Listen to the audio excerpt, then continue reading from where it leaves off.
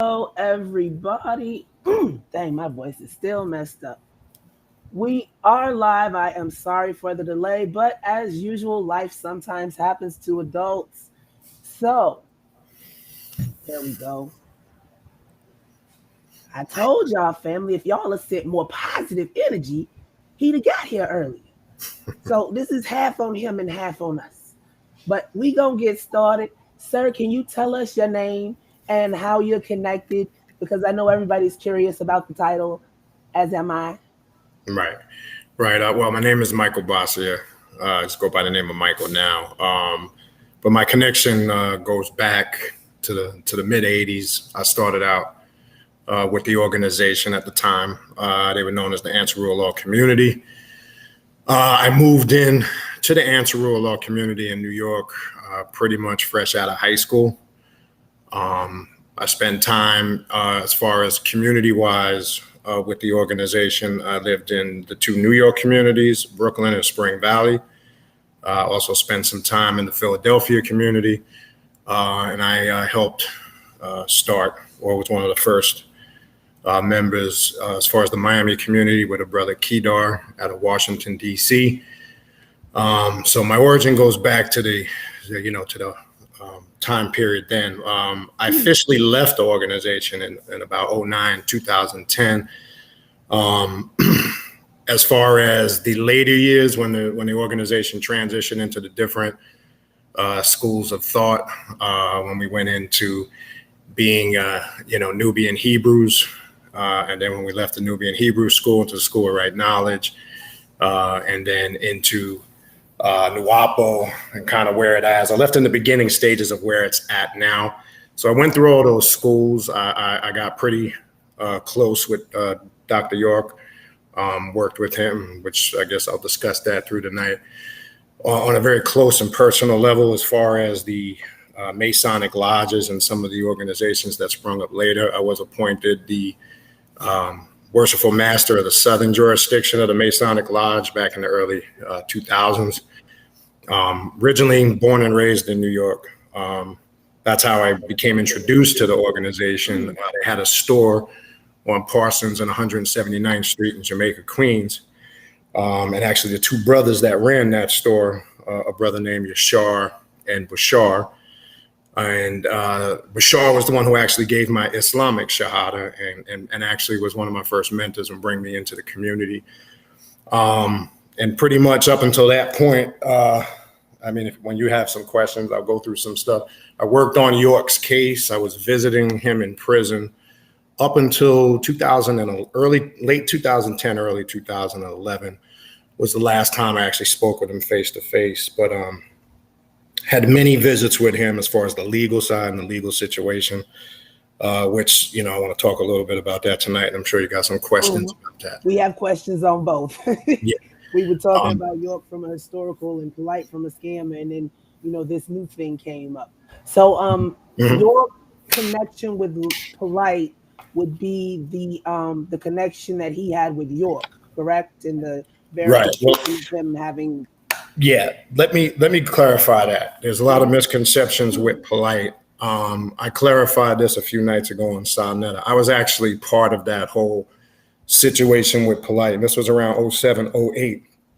I know there's a lot of members saying that Dr. York doesn't know Polight, never met him, has no knowledge of his existence. Completely untrue. The whole beef that went down that they were recently talking about, the sister that's been on Moorish World TV, the incident she's talking about is correct. And I want to make it clear, I don't really know her on a personal level. So I'm only speaking on what she was talking about, the Polight situation. She was correct. There was a lot of beef going on and there was a shootout. But the whole connection with that, I want to make this clear. Dr. York is 100% fully aware of who Polight is. And I'm going to tell you why. I got letters. I have stacks of letters also during that time period, in addition to going to many visits in that 2.5, 3 year period, where he addresses Polight. Polight also. Polight knows very well who I am, and he has many letters, and he had many written communications back and forth with Dr. York. What happened is, as he started to grow through the ranks, a sister named Patricia Lewis, who most people know as Akina, was kind of one of the influential people that brought him into the organization. But what happens is, when you have a lot of older heads around, jealousy arises, and Polight being, somebody who came later years after the fact, after York was incarcerated, obviously there's a lot of envy and jealousy because there's money games going on. And at that time, Patricia Lewis, aka Zakina, she was running the Brooklyn bookstore on Bushwick Avenue. So as Polight developed his relationship with Dr. York, and Polight was also very close with Dr. York's brother, Obar. They opened a store on Bedford Avenue in Brooklyn together after Polight was ousted in that whole Bushwick thing that went down, which I'm about to explain. Mm-hmm. Dr. York appointed and wanted Polight to take over the Brooklyn bookstore. That's fact. I got letters to prove it. And I was told face to face in a personal visit with York. Okay. They resisted Polight going in there and taking over that store. When I say they, I'm talking about Patricia Lewis, aka Zakina, and the people that were aligned with Zakina. So there was a big beef. They didn't want to turn the store over to Polight. And I'm not defending anybody. I'm just going to tell it how it is. I'm not defending Polight. I'm just telling it like it is. But those stories are completely untrue. Now, the beef got very intensified. York also made it clear. This is the one thing that the sister on the Morris World TV does not know, and I have letters too to validate this. York did not want the biological blood family in those buildings and property. The goal was for Polight to go in there and change things around and get it operating and running the way York wanted it. So the beef got intensified. There's a lot of mystery behind the shooting because there was only a select group of people in the store when that happened.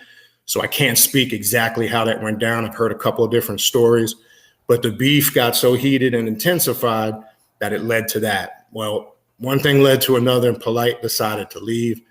And again, as I said, he was very close with Obar, his brother, Dr. York's brother. They opened a store on Bedford Avenue. Now, I know once Polight traveled to Florence ADX to try to visit Dr. York with Obar. Now, I can't remember. I know Obar got in and spoke. I know Obar is going to see his brother. I'm not sure if Polight got into that visit. I can't remember, but I know he attempted to go visit Dr. York once in Florence, Colorado.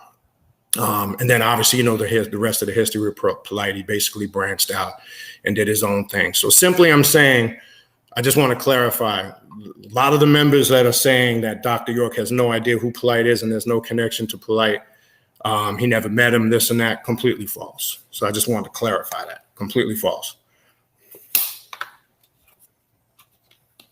Okay. So Venom says, who helped write the books that Polight claimed he wrote? I know after I stayed in contact before Polight really branched off and started doing his own thing. And again, I'm going between the period of 2007 and 10. I know Polight started getting into the lecture circuit. I know he did a big, the last time I actually physically saw Polight was a function and an event with Dr. Delbert Blair, who I became pretty close with before he passed away. There was an event in Brooklyn. I can't remember where it was. It was in Brooklyn. Polight, based on his research and his information studying the Nuwubian books and what he was studying, he kind of put his stuff together based on that. As far as Dr. York had no influence in Polight writing his books, if anybody's trying to allude to that, no. One thing we have to just be straight to the point and real. Let's not, regardless if you like Polight or not, obviously the brother has a certain level of intelligence. So he used his certain obvious creative ability, and through his research and study, even coming up with the language he claimed, almost like Dr. York. But I know he did that based, on his own research. And then there was a group of brothers, obviously at that time, that he was rolling with. He had assistance and help from other people at that time that were around him. But I can't really per se 100% tell you this is exactly, I just know based on at that time what was going on. He was basically putting that stuff together, especially those first series of books he put out shortly after that incident went down.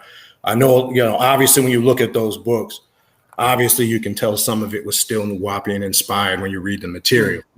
But then you kind of see he kind of, as he started shifting and doing his own thing, he kind of started branching into other areas.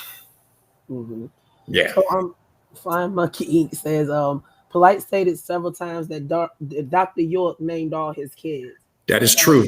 That is true through letters. Okay, so let me explain something. Okay. Because at that time, and still probably to now, Dr. York communicated with a lot of people. Now, I want to clarify something that Leah was saying on the Sarnetta show. When Leah was talking about when you joined the ancient Egyptian order, you would get your, if you were accepted in the order, you would get your packet in the mail, and you would get a 0-time reference card with your spiritual name on it, okay? That really was bullshit because that's just something they really did in the office. You know, the card would say, oh, this was given by the spiritual master, you know, all that spooky stuff. But as far as what Polight was saying, that is correct, because York would communicate with a lot of members through mail at the time, because remember, at that time, his writing privileges were wide open. At that time, he had the ability to communicate with multiple people, including myself. So yes, not just with Polight, he gave many members that came after his incarceration, he gave many members spiritual names through written letters. So that is correct. Okay, so let me ask you, is it true that Polight actually like dated one of York's daughters? Yes, that is true. How long did they date for? Again, I couldn't give you the exact length. I know that was going on in the early stages at that period that I'm talking about. How long that ran to and when it ended, I'll be honest with you, I wasn't around or really associated with him anymore. So I couldn't really tell you. Okay, let me send Chuck the link again. He said it isn't working.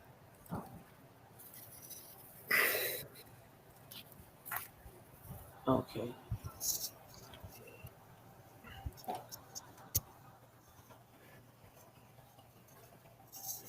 Okay, and so you said he named Polight's children. Correct. So he had 2 at the time? I believe so. At that period that I'm referring to, at that moment, yes. Pretty sure. And that would have been Anuket and correct. Amunet. Correct. So was Amunet a child of a follower of York? I wouldn't. I would say more so because she was with Polight. I think she more or less got involved because Polight was involved. I wouldn't say that she had anything to do with it prior to that. Obviously, she came along with Polight because she was Polight's mate at the time.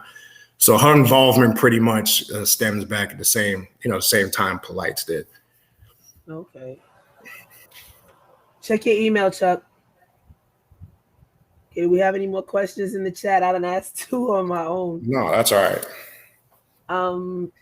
So because it's so much, it's so much to think. Okay, so yeah. You say that he was communicating through letters, but we know that his communication was restricted as time went on, more restricted. Yes. So it would have been something that he put in a letter to one person and then had them pass it on to somebody else. Right. Well, I could verify this. There was a period where Polight was getting direct letters from Dr. York. That's fact. And I'm sure if you ask Polight, he would tell you the same thing. I know that for sure. I received a letter and in a face-to-face visit with York that he sent. The reason why I went back to New York, he asked me to go to New York and support the transition of Polight taking over the bookstore. I was there, right around that time that shooting happened, and there was a lot of tension. He had asked me to go because York was aware of some of the resistance that was going on because the communication was still wide open.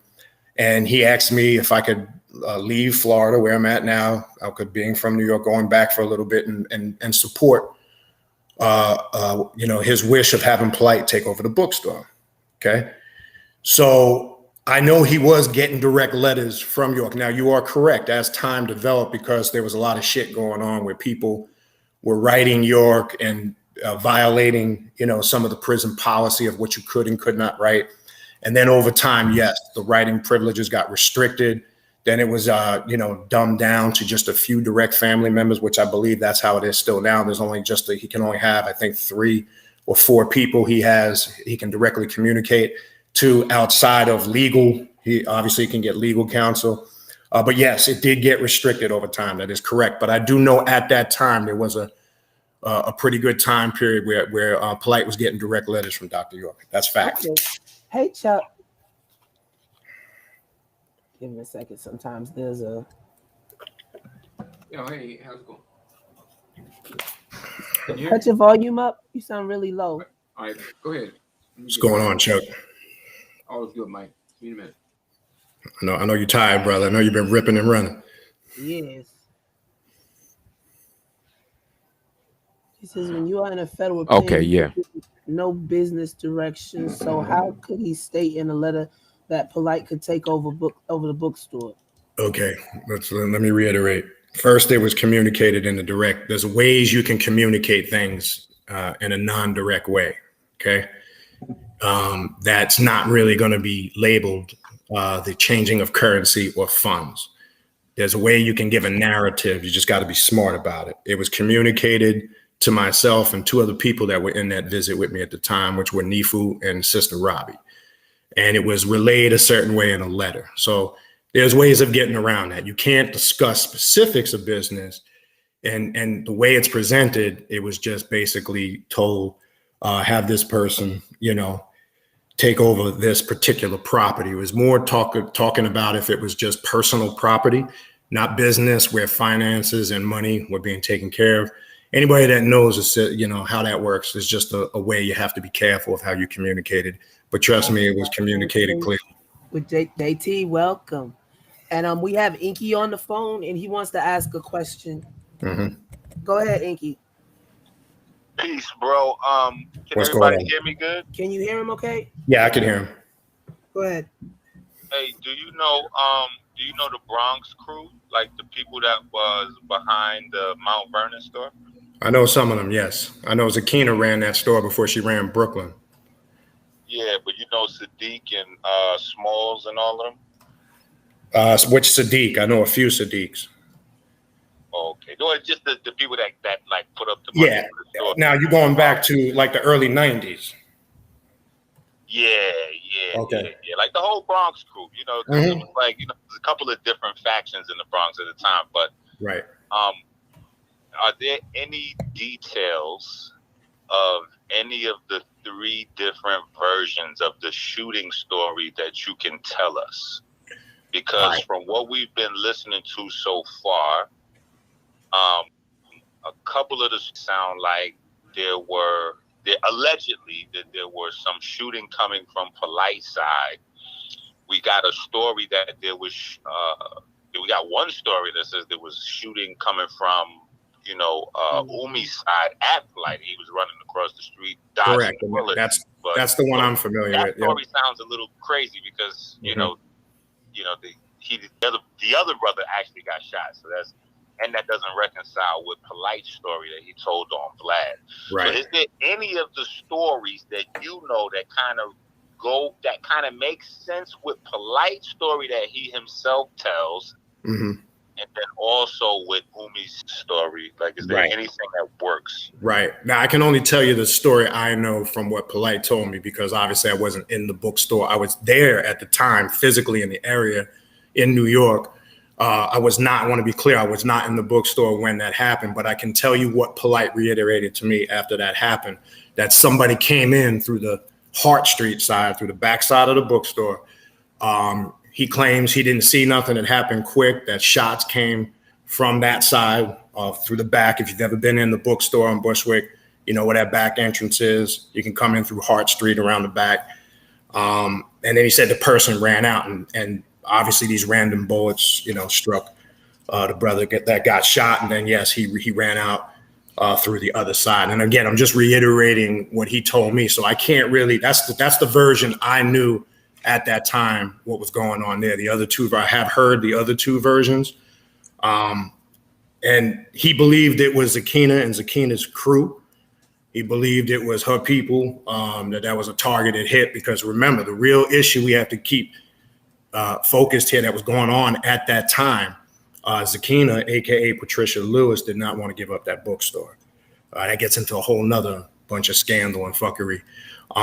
So he believes, and I can probably attest there's some truth to that. Now, obviously, there could be more to it, but again, I can only speak on what I knew was going on at that time. But that's the story that I was very familiar with. Let me tell you this. Let me say this from being around some of the other places. The only because I've been hearing some of these things for quite a while, and we've been trying to piece some stuff together. The only problem with that is Zakina was at one time maybe close to Polight, almost like his mom. Correct. So that doesn't really reconcile. If that was the case, but let me stop you 1 second there. I'm going to tell you this. I don't know how well you know Zakina. I disregard all that. A lot of people don't know the foul shit that Zakina did over the years. They don't know what she did, her and Dr. York's sister, Wakia, with the property in Philadelphia. A lot of people don't know the inside agenda, what's been going on with that property on Bushwick.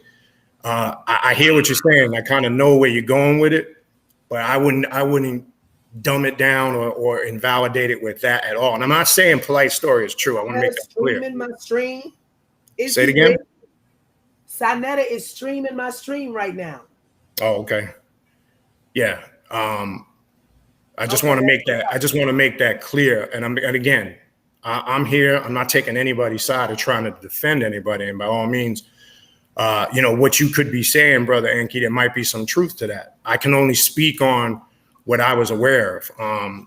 Even though Zakina she was an instrumental person on bringing Polight in, was that type of figure that you're describing. You're 100% right. But I think what happens, it's sometimes that old saying where the student sometimes gets the accolades and the popularity that the master does, and jealousy around. Yeah. Okay, Inky. We do it one question at a time because we got JT up here as well, and I know he itching to ask a question from the York angle. Okay. Hey JT, how you doing tonight? I'm doing good. Thank you for the invite. Send you the link? Yeah, real quick. So I'm always about the money. I'm really interested in trying to figure out how was the money structured when it came to setting up these different bookstores, the person that would be running the bookstore, how would the money then flow up top to York? All right, real simple. First of all, I had several different bookstores over a 20-something year period. I had a bookstore. I've had 3 different bookstores here in Florida. I had bookstores in Macon, Georgia. I helped at one period of time. People are familiar with our bookstore we used to have on West 52nd Street in Philadelphia. This is how the money was funneled to the organization. We used to have classes every 2 weeks up on the land. And there were classes for bookstore owners only. And you had to have a certain quota to attend those classes. So you basically would open up a bookstore. For the most part, as far as getting the property, the space, that was pretty much on you. Now, the office would give you what they called at that time sometimes a consignment. I would get maybe $4,000, $5,000, $6,000 worth of books to fill my store, but you were required to pay that back. Right. The money would get directly to the office in York.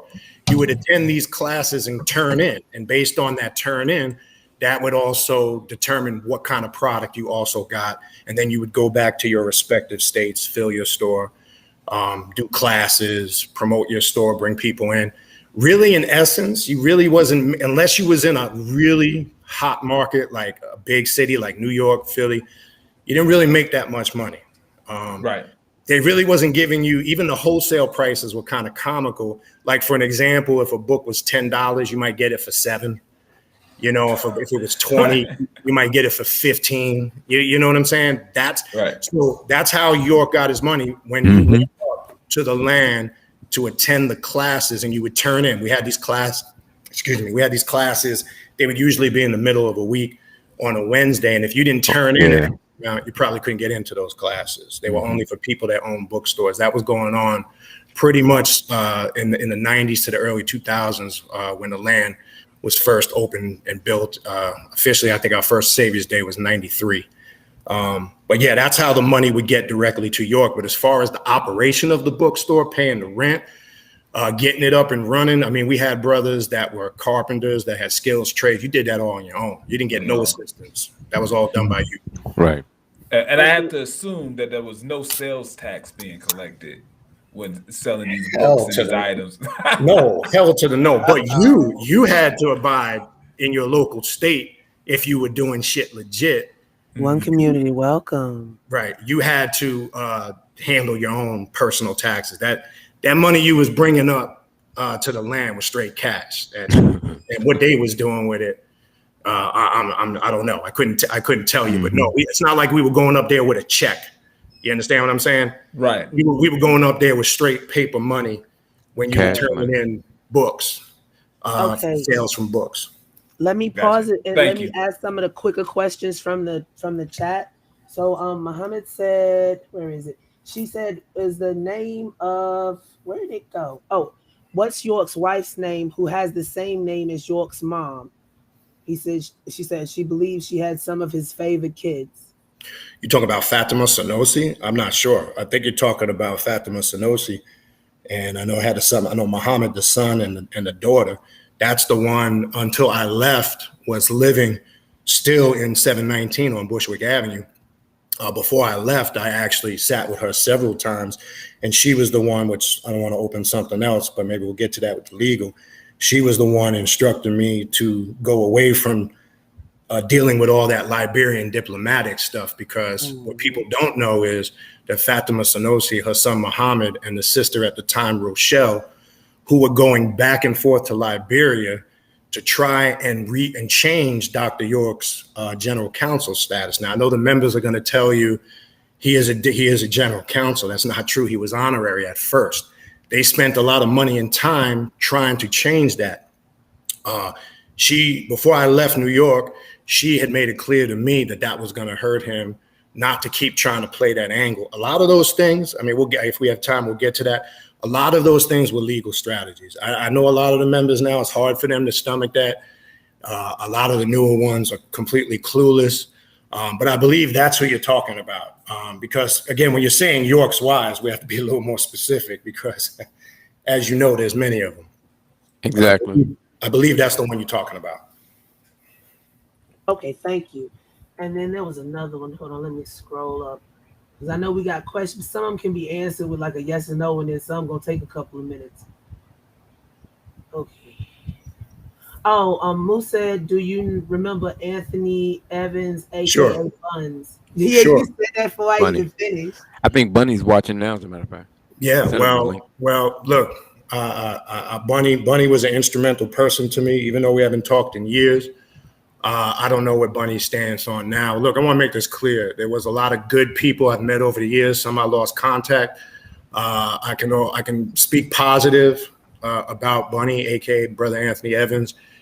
He was always treating me with respect. Always talked to me as an elder, and always gave me guidance when he could. And I can tell you, Bunny put some time in. I hope the brother's doing well. I haven't talked to him in years. I hope he's fine. I don't know his stance, where he's at now, regardless if it's in opposition to mine. That's irrelevant. I still got respect for him. And I can attest, that Bunny was a warrior, boots on the ground, did his thing. He put a lot. He basically, he devoted his entire life to it. I'm not going to speak for him. I'm sure he could tell you that. But yes, I am very well aware of Brother Bun, a.k.a. Anthony Evans. Okay, DJ Mays, I believe his name used to be Yahweh. I know that's Brother Marcus. I know Marcus well, a.k.a. Brother Noel. I know Brother Mark. He helped me with one of the stores. Hey, Brother Marcus helped me. Condition, don't you? Shout out to Brother Marcus. He helped me with 2 stores. He was part of one of the stores I had in Macon, Georgia, right across the street from where he was living. Me and him, we developed a relationship. I met him in Georgia. I know he's out of Baltimore, Maryland, and we wound up striking up a good friendship. We had a lot of things in common, sports and other things. I spent time at his house. We hung out. He was instrumental in helping with that Macon, Georgia store. He knows what I'm talking about if he's in the room. I know Noel. He was there when we when that whole when they was doing the robbing in Baltimore. He was right there. Oh yeah. Yeah, he goes back. We didn't know each other at the time, but I used to see him at the 19 classes up on Jezza Abba. That's when I first saw him, Brother Marcus. But at that time, we didn't know each other like that. But yeah, I know him very well. We still communicate once in a while. Do you know Ben? Say it again. She said, "Do you know Ben?" I'm not sure which Ben she's referring to. I don't know. You gotta be a little more specific. Somebody's knocking at the door. Not sure who Ben is. Maybe I might know Ben him by who, his name. Devanya? Say it again. I was talking to the Ben who, Devanya. Doesn't ring a bell. Now keep in mind. Late, so it'll take a minute to reply. But keep in mind, a lot of us changed names through different schools over the years. So though you might throw a name at me, I may not know them by the name you know them. I might know them by a previous name. So keep that in mind. I might say I don't or do know them. It's sometimes the name, it could be under a different name. Not sure. Okay. She said Harlem 125th. Doesn't ring a bell unless I know him by a different name or sort of face. Okay. Uda, did you have a question? Oh, he done dropped off again. JT, Chuck, do y'all have questions? I know you got some, JT. Yeah, I mean, my question goes back to the properties. So when you deal with nonprofit organizations, especially religious-based nonprofit organizations, the reason why the Internal Revenue Service gives these organizations the tax exemption is because they're supposed to be doing some sort of public good, right? So if they're doing something like feeding the homeless and they're doing some sort of public service that otherwise the federal government or the state government would be doing, it's an incentive for the government to make those donations tax exempt because they're basically filling in the gap of what a government would have to pay for. So I say all that to tie down to, I mean, other than the stated mission and goal of saving souls or whatever, what public good was being done with the funds to justify a tax exemption? Because to me, it seems as this is really a for-profit enterprise that was greatly benefiting one individual person, and there really was no public benefit. Right. Now, keep this in mind. As us being members, you got to remember at that time, now I can say there was a period where the anti-rule law community in New York, and those that were there know, did a lot of good for that neighborhood. There was a time where we had a good reputation. There was a time where that whole stretch or area was obviously, it's a known fact, the anti-rule law community received stuff from local politicians and officials for cleaning that neighborhood up, et cetera. As far as the inner workings of the finances, you have to keep this in mind. We didn't really have no control of that. We were busy out peddling York's comic books all day. We were out on the streets all day, whether we were walking or setting up tables in all the boroughs, propagating, selling books, incense, oils, jewelry, because our job was to go out and we had a quota we had to bring back every day.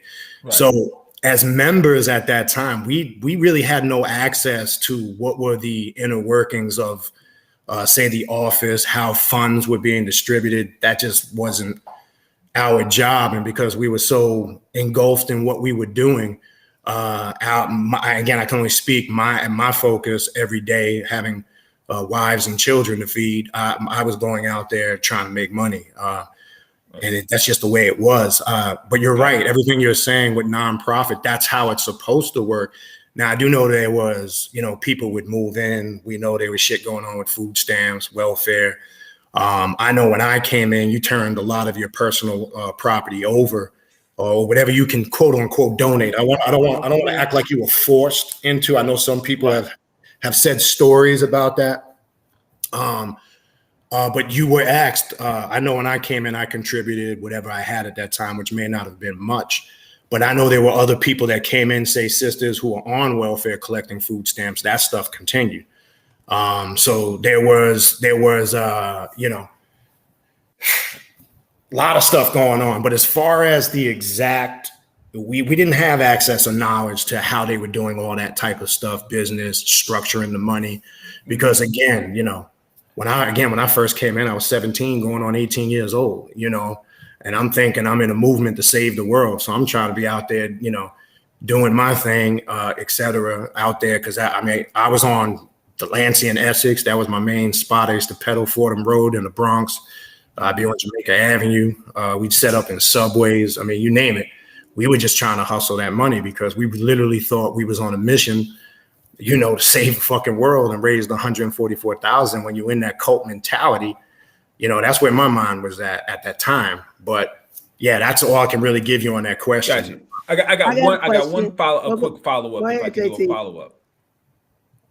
All right. So based on what the conversation that I had with Chuck Morgan, and once again, Chuck, I appreciate you coming on my show the other day. I understand that it was a part of, at least at some point, it was a part of the organization's financial strategy to have single mothers, or even if they weren't single because they were splitting up families anyway, to make sure that they got on to welfare, and then obviously those checks would be turned over. Now, here's my follow-up question to that. So if they were savvy enough to understand how to game the welfare system, I would have to also assume that they were savvy enough to know how to game the tax refund system. So I would have questions about how would they, either instruct, or if this even happened, I'm not sure if this would happen, but how would they instruct come tax season time? I'm sure that they would aware that if you have all these single mothers on welfare, that there was opportunities for them to get larger tax refund with child tax credit and earned income tax credit and stuff like that. Was there a concerted effort to be like, okay, all you need to go to H&R Block or this tax service so that we can get these refunds? And obviously those refunds, I would have to assume, would be then turned over to York.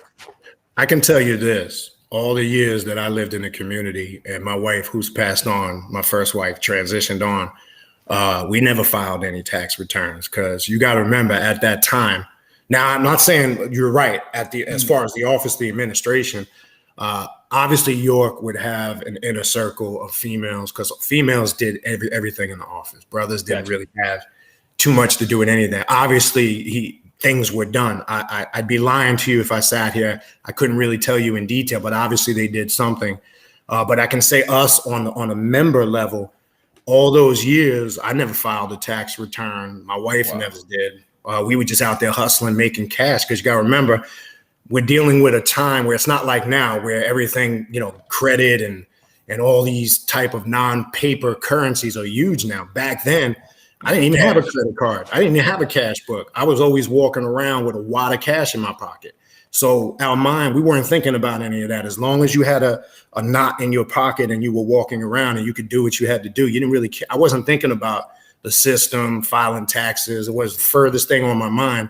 I mean, I remember some of us, after we would hustle books all day, we'd go get a shopping cart. I mean, anybody that knows, you go to Midtown Manhattan in the wholesale district, we would get socks, gloves, anything. We'd walk the streets at night. Some of us did this on the side on our own to hustle up, extra money. So back then it was about doing whatever you had to do to hustle to make cash, because like I said, we're talking about a time where it wasn't about credit cards and checks.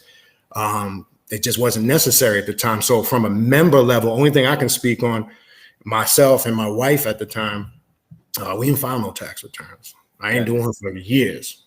Yeah. And this part isn't a question. It's more of a statement, because I see this a lot in the conscious community, where you have brothers and sisters who are working the mission, and they're mostly going to be self-employed, because it's extremely hard to hold down a 9-to-5 job and continue and work in the mission. But here's the issue, people. You are not going to have access to Social Security if you're not filing tax returns. Correct. Because to have access to the Social Security system, you have to have some paper trail work, even if it's self-employed, because what you need 40 credits in the Social Security system. The maximum amount of credits that you're able to earn per year is 4. No matter if you make $10,000 or $10 million in a year, you can only let me verify something. I don't mean to cut you off, but you know how I know you're right? You know how every year they send you a statement of your Social Security for every year? Well, every time I get one, there's that gap. All those years I lived in the community, there's nothing to show for those years. Right. And that affects how much you're going to get. So I implore you, file a tax return so you can at least get those 40 credits, which takes 10 years, so that, you know, when all is said and done and you worked a hard life, whether you feel as if you were misled or whatever organization that you're in, you're going to want to be able to have some sort of retirement income. So file these tax returns. You want to know where that ignorance comes from? Because they'll sit there and say, don't work a job in the world. Don't work for the system. Don't work for the devil, this and that. These are the same cats that are paying rent to the devil every day. These are the same cats that are going to the gas station, putting gas in their car at the devil's gas station. These are the same cats shopping in Walmart and supermarkets. They think because they got a little hustle on the street with a little table and a stand set up, they think they're independent. And as I've said many times before, don't confuse a hustle for a legitimate business. Right. Okay? Because you're right. What's going to happen, and I watched a lot of elders over the year. I mentioned Abby Yaya a couple nights ago on Sarnetta's show. I watched many elders die with nothing because they spent their whole life with that hustle mentality. And I get it. But see, we're programmed at that time with sacrifice for the mission. Everything was under this. See, I never understood, as I look at it later, where being broke was like a virtue to being conscious, because you always program, oh, you're doing this to sacrifice. To sacrifice for what? Because I watched a lot of these elders give their lives, and I'm sure Brother Bunny can attest to this.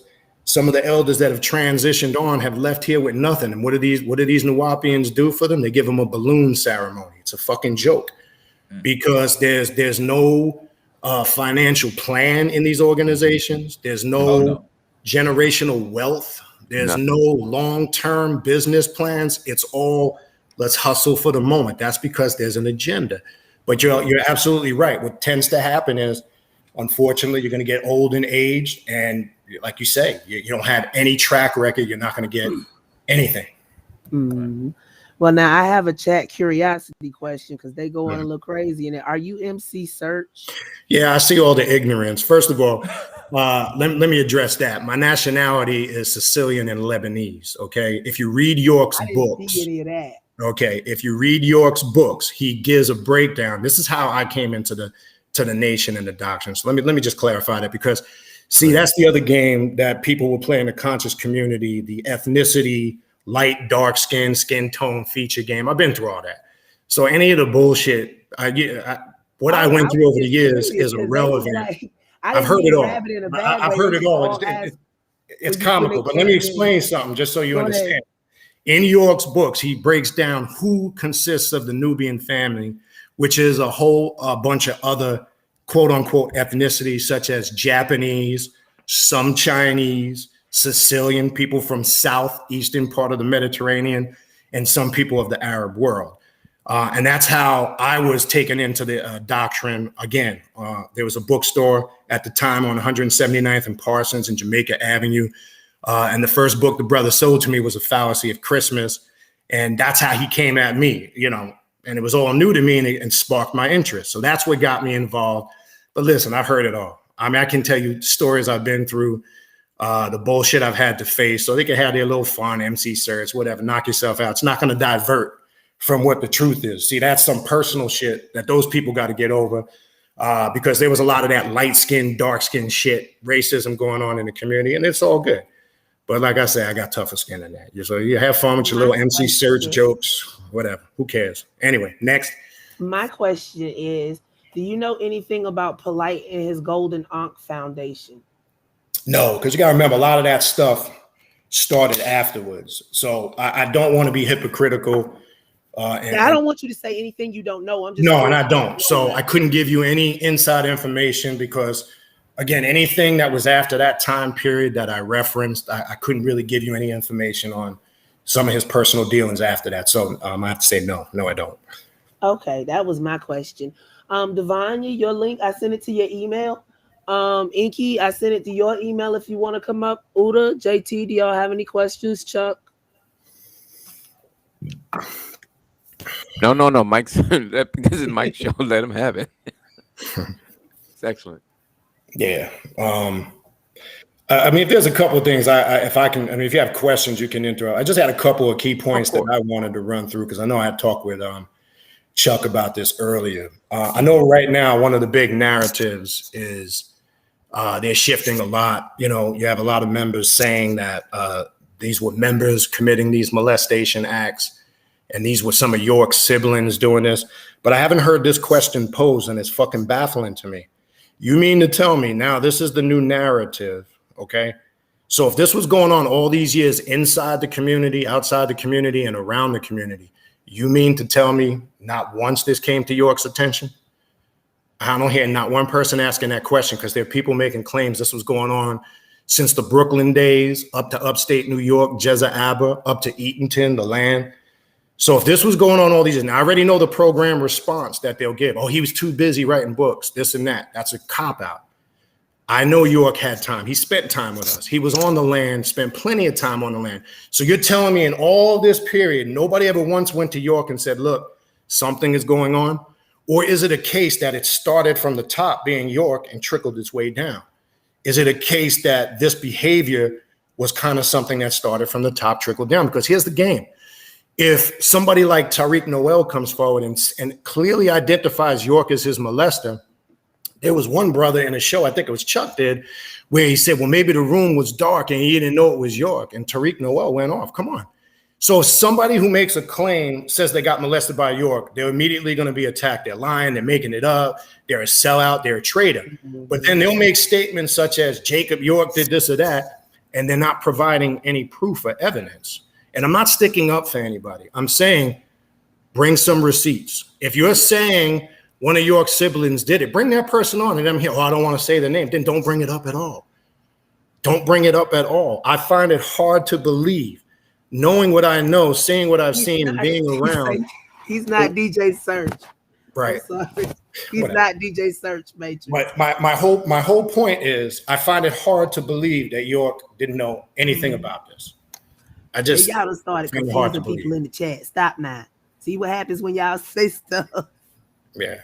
But like I said, it's expected. You know, JT, ignorance is Did expected. you have another question? I know you said you might not have long. Right. So my last part of the question is really, you know, obviously my angle is always going to be on the money side of it. You're dedicating your life towards this mission, right? And obviously it's like a noble cause fallacy. So when it comes to a noble cause fallacy, you're going to have people who are going to go above and beyond what they would normally do in a situation. So a noble cause fallacy is when the end is always going to justify the means, right? So it doesn't matter how we get there, what things that may feel like they contradict all the things that we stand for, as long as the ends turn out the way we want it, then we're willing to do it. When it comes to York and the situation, because you were in it all the way through the trial, because you were helping him with his defense. Right. What was the morale, and how were the leadership doing a drive? Because obviously it took a lot of money for this legal defense. What was the morale of the rank and file members? While they're trying to do this work, they're striving to be righteous in the way that the teachings say to be, but they also are being pulled on to help fund a defense for these type of crimes. Right. You got to understand this. As soon as York was incarcerated, there are some Nuwubians and different platforms. They are speaking some truths now. The fraction started right out the gate. People started jockeying for position of power. You got to understand, some people don't want York to ever get out because their money games will be up. You had people like Deuce with York. You had his sister, Dale York. You had Zakina. What it started to become was, what can I jockey for position to get money and power? Now, at first, obviously, it was all shock to us when this first went down. And, the morale was to fight, because everybody was in complete shock. I know at that period, there was nothing you could say to me. I was willing to give my life for the man. And there was incidents where I can recall when the zoning fractions were going on the land, and we thought the land was going to be raided. And I remember I was in Macon and got a call. I was with a group of brothers. I ain't going to say names because we loaded up the car with, we painted our faces, loaded the car with automatic weapons. We were ready to ride up to the land. And if there was going to be a shootout, we were willing to go that length. I say that to say that's how devoted we were to what we were doing, because, obviously keep this in mind. People always say, they'll criticize people for leaving and where they are now. You got to remember, we were embedded in that mindset. So you can't say that. It's like, you can't compare the two. At that time, I would have gave my life for York. I would have, because that's how dedicated I was. And I almost did several times. And that was one incident. There was others. And when he first got arrested, the morale, obviously, shock is still settling in, because you got to understand this. And this is where some of the members are now. And I understand, where they're at and their approach and why some of them are angry. And look, I ain't got nothing against nobody. Like I say, I'm going to speak my mind. I'm not going to back down from anything. But you have to understand, when you've built a man up to be this Messiah type figure, okay, and that's what you've devoted your life to, and that's snatched from you, that puts you, and I'm saying this because I watched my mate at the time go into a serious state of depression because of York being arrested. So there was a lot of anger, but we were channeling that anger to fight. Gotcha. But what started to happen was people started jockeying. There's different fractions and groups. Some still exist today. People were lobbying and jockeying for position of getting property, taking things over, running things, all the fundraisers. That's still going on today from what I'm hearing and seeing, where people started using York's legal case as a tool to hustle money from members. So it started out with a uplift in morale to fight, but obviously as time has gone by now, it's become a hot mess.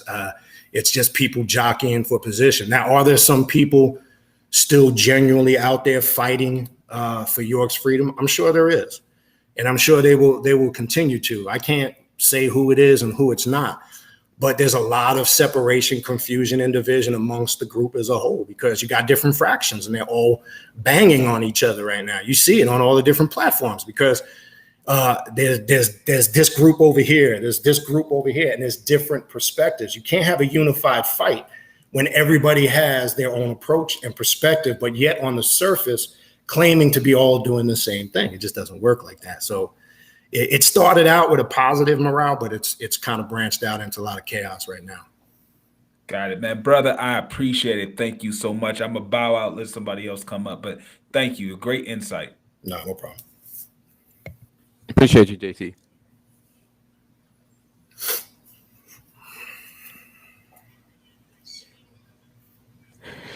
Mike, you're going to touch on that whole Masonic Lodge thing. Yeah. And the racket that came out of it. And right. The whole thing. I'm sorry. I'm sitting up here on mute trying to talk. Inky called back in for a question. Okay. Go ahead, Inky. I wanted to get your opinion on Jacob York's character. In terms of, we've had one interview on House Consciousness. Right. Where Jacob York was kind of presented as a stand-up guy, and then we had the Moorish World TV show where he presented a different character. So you kind of touched on it earlier, but you moved away from it. I want you to kind of just whatever you're comfortable with. No problem. I have to be honest with you. I know of Jacob York, whether he may or may not remember me from seeing me in earlier years here and there. I don't have a relationship. I can honestly say we didn't talk or associate or affiliate like that. And remember, at the time frame that he was discussing when he came in and left, and his later involvement in Georgia, that was more from an outside perspective, though he might have been in the area and as he described. He would still communicate and visited his pop that time when he came up to Georgia. He was pretty much gone by that time. So I don't really have a personal relationship. I can't really assess his character because I'd be hypocritical because I don't really know him like that.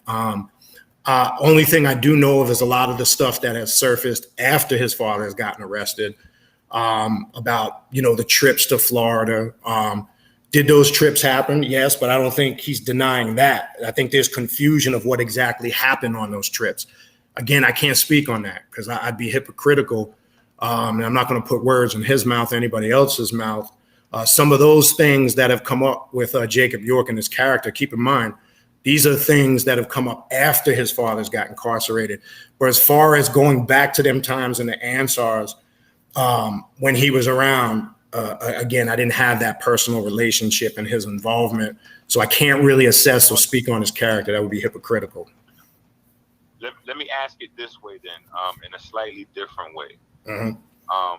The things that, because it basically looks like this from the outside looking in. It looks like the people who think that Dr. York, or people that are holding out for Dr. York to be innocent, are the people that are saying Jacob is the bad guy. It Correct. Looks like the people that are saying, no, Dr. York definitely did it. Correct. Are the people that are saying that Jacob is not such a bad guy. Are you of the group of people that believe the victims that Dr. York is guilty of some degree of pedophilia or child molestation? Yes, I am of the group, after working on his case, talking to the victims. And if you read in the PSI report, there are people by name. I'm not going to get into it. Allegedly, I don't know Bunny's stance on it. 2 of his daughters are on that PSI.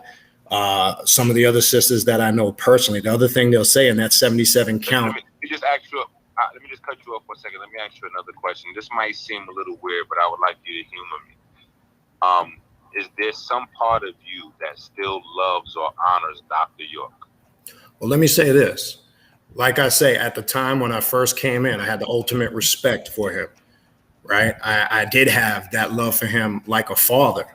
I always have a certain, I don't know if I would call it love now. I would always have a certain level of respect, because keep this in mind, outside of some of the bizarre things in the doctrine that people may not agree with, he was saying a lot of other things that a lot of other teachers and elders were saying. So again, we got to learn to separate the message from the messenger.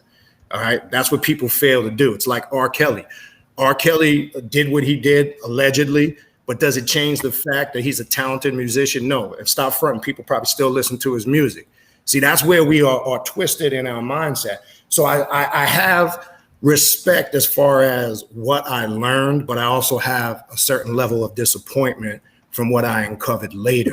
But love, I don't think you could put love there. Disappointment would be more so of an emotion to describe. But I've never denied that Dr. York is not an intelligent man. Obviously, look what he built. I mean, you'd be a fool not to say that. So we're not questioning the man's intelligence. I'll be honest. I just wanted to put you under a little bit of a scrutiny to see what level of credibility I could assign to the things you're saying. So as you said, man, Dr. York is a complete scumbag, blah, blah, blah, blah. I'm like, I'm about to, all right, Tasha, I'm about to get out of here. All right. But the most, no, I'm saying, but I'm saying, but the most people that are really close to the situation, that's the biggest thing that people have to come to grips with. It's like, there's one part of you that still appreciates whatever his information added to your life, as well as the other part of you that's completely disgusted by you having to be associated with a known monster. Possibly,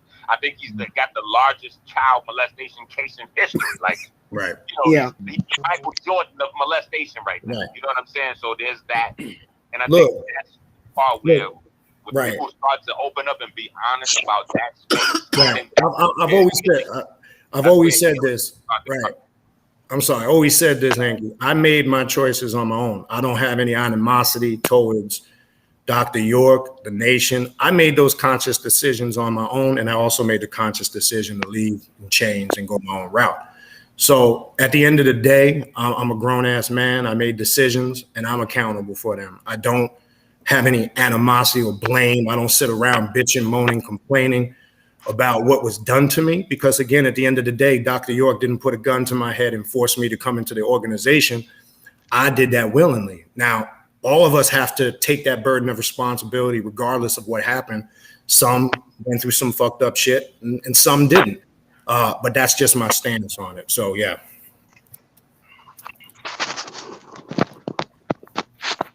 Thank you. I appreciate the brother's transparency. How long were you in the lodge? Were you in Dr. York's lodge before Brother Polight came in? Or yes. No, yes, before. I was one of the first group of people. Remember, the first initiations were done on Tamaray. We went through, and if there's some brothers in here might remember that, we went through raisings where we did 3 degrees in one night. And if Bunny's still in here, I think Bunny might have actually been part of my raising. I can't remember. And that raising or initiation, that was all 3 Masonic degrees in one night. We started literally, I remember we came in around 10:30, 11 o'clock in the morning. We didn't get out of there till after midnight. It was a 13, 14, 15-hour initiation, and it wasn't for the weak of heart. I'm not going to get into all that here because that's something else. But yes, I was, that was back in 2000 when we first started forming the lodge, 2000 going into 2001. And then I was appointed as the worshipful master here in the southern jurisdiction at the time. That's how I got down here with the lodge. Okay, Uda, you wanted to ask a question? Yeah. I wanted to ask him a question. Peace, my brother, man. First of all, I commend you on speaking everything that you're speaking. You know, very heartfelt and very genuine. And I feel where you're coming from, right? But I wanted to ask you, you know, right now in this time right now when we're dealing with, you know, this pedophilia, the molestation, and all of these things are coming right back to a time right now, right? Recently we seen his daughter, York, on Tahaka Bay's show was talking. Correct. And King Simon was on as well, right? And she was saying, like, you know, you're my spiritual godfather, or my spiritual uncle, I think she was saying. And like, you should have known, and I went to you and things like that. You know, be it that you was a part and around it, right? Because a lot of people say, like, damn, man, like, they were really shocked to know that this was happening. Like, damn, I would have never knew this was happening. But, you know, to you, was there any, like, signs that, you know, because people said, like, on the land, there was children popping up pregnant. There was a lot of different things that was happening on the land. Like, did you know of did you know of brothers, or did you know of people that was, you know, doing things like that besides York, maybe? You know what I'm saying? Because some things are just like a chain, and maybe it's like a culture. But you know what I mean? Do you see anything like that, or did you know of? Yes, great question. Now keep this in mind. Yes, I've heard stories. Okay. Now, stories are just stories. A lot of things that we would hear through the vine when people got removed from the land, we would hear stories that were going on with certain members. Even you cut out for a minute. Coming back. No, Mike, your probably just his service went bad. Yeah, probably just a signal thing. Oh, he was answering it, wasn't he? He was, but it stopped. Like, I think it froze, right? Yeah, he froze. Yeah, he just froze. So if it drop off, it'll either come back or make him pull out and pull in.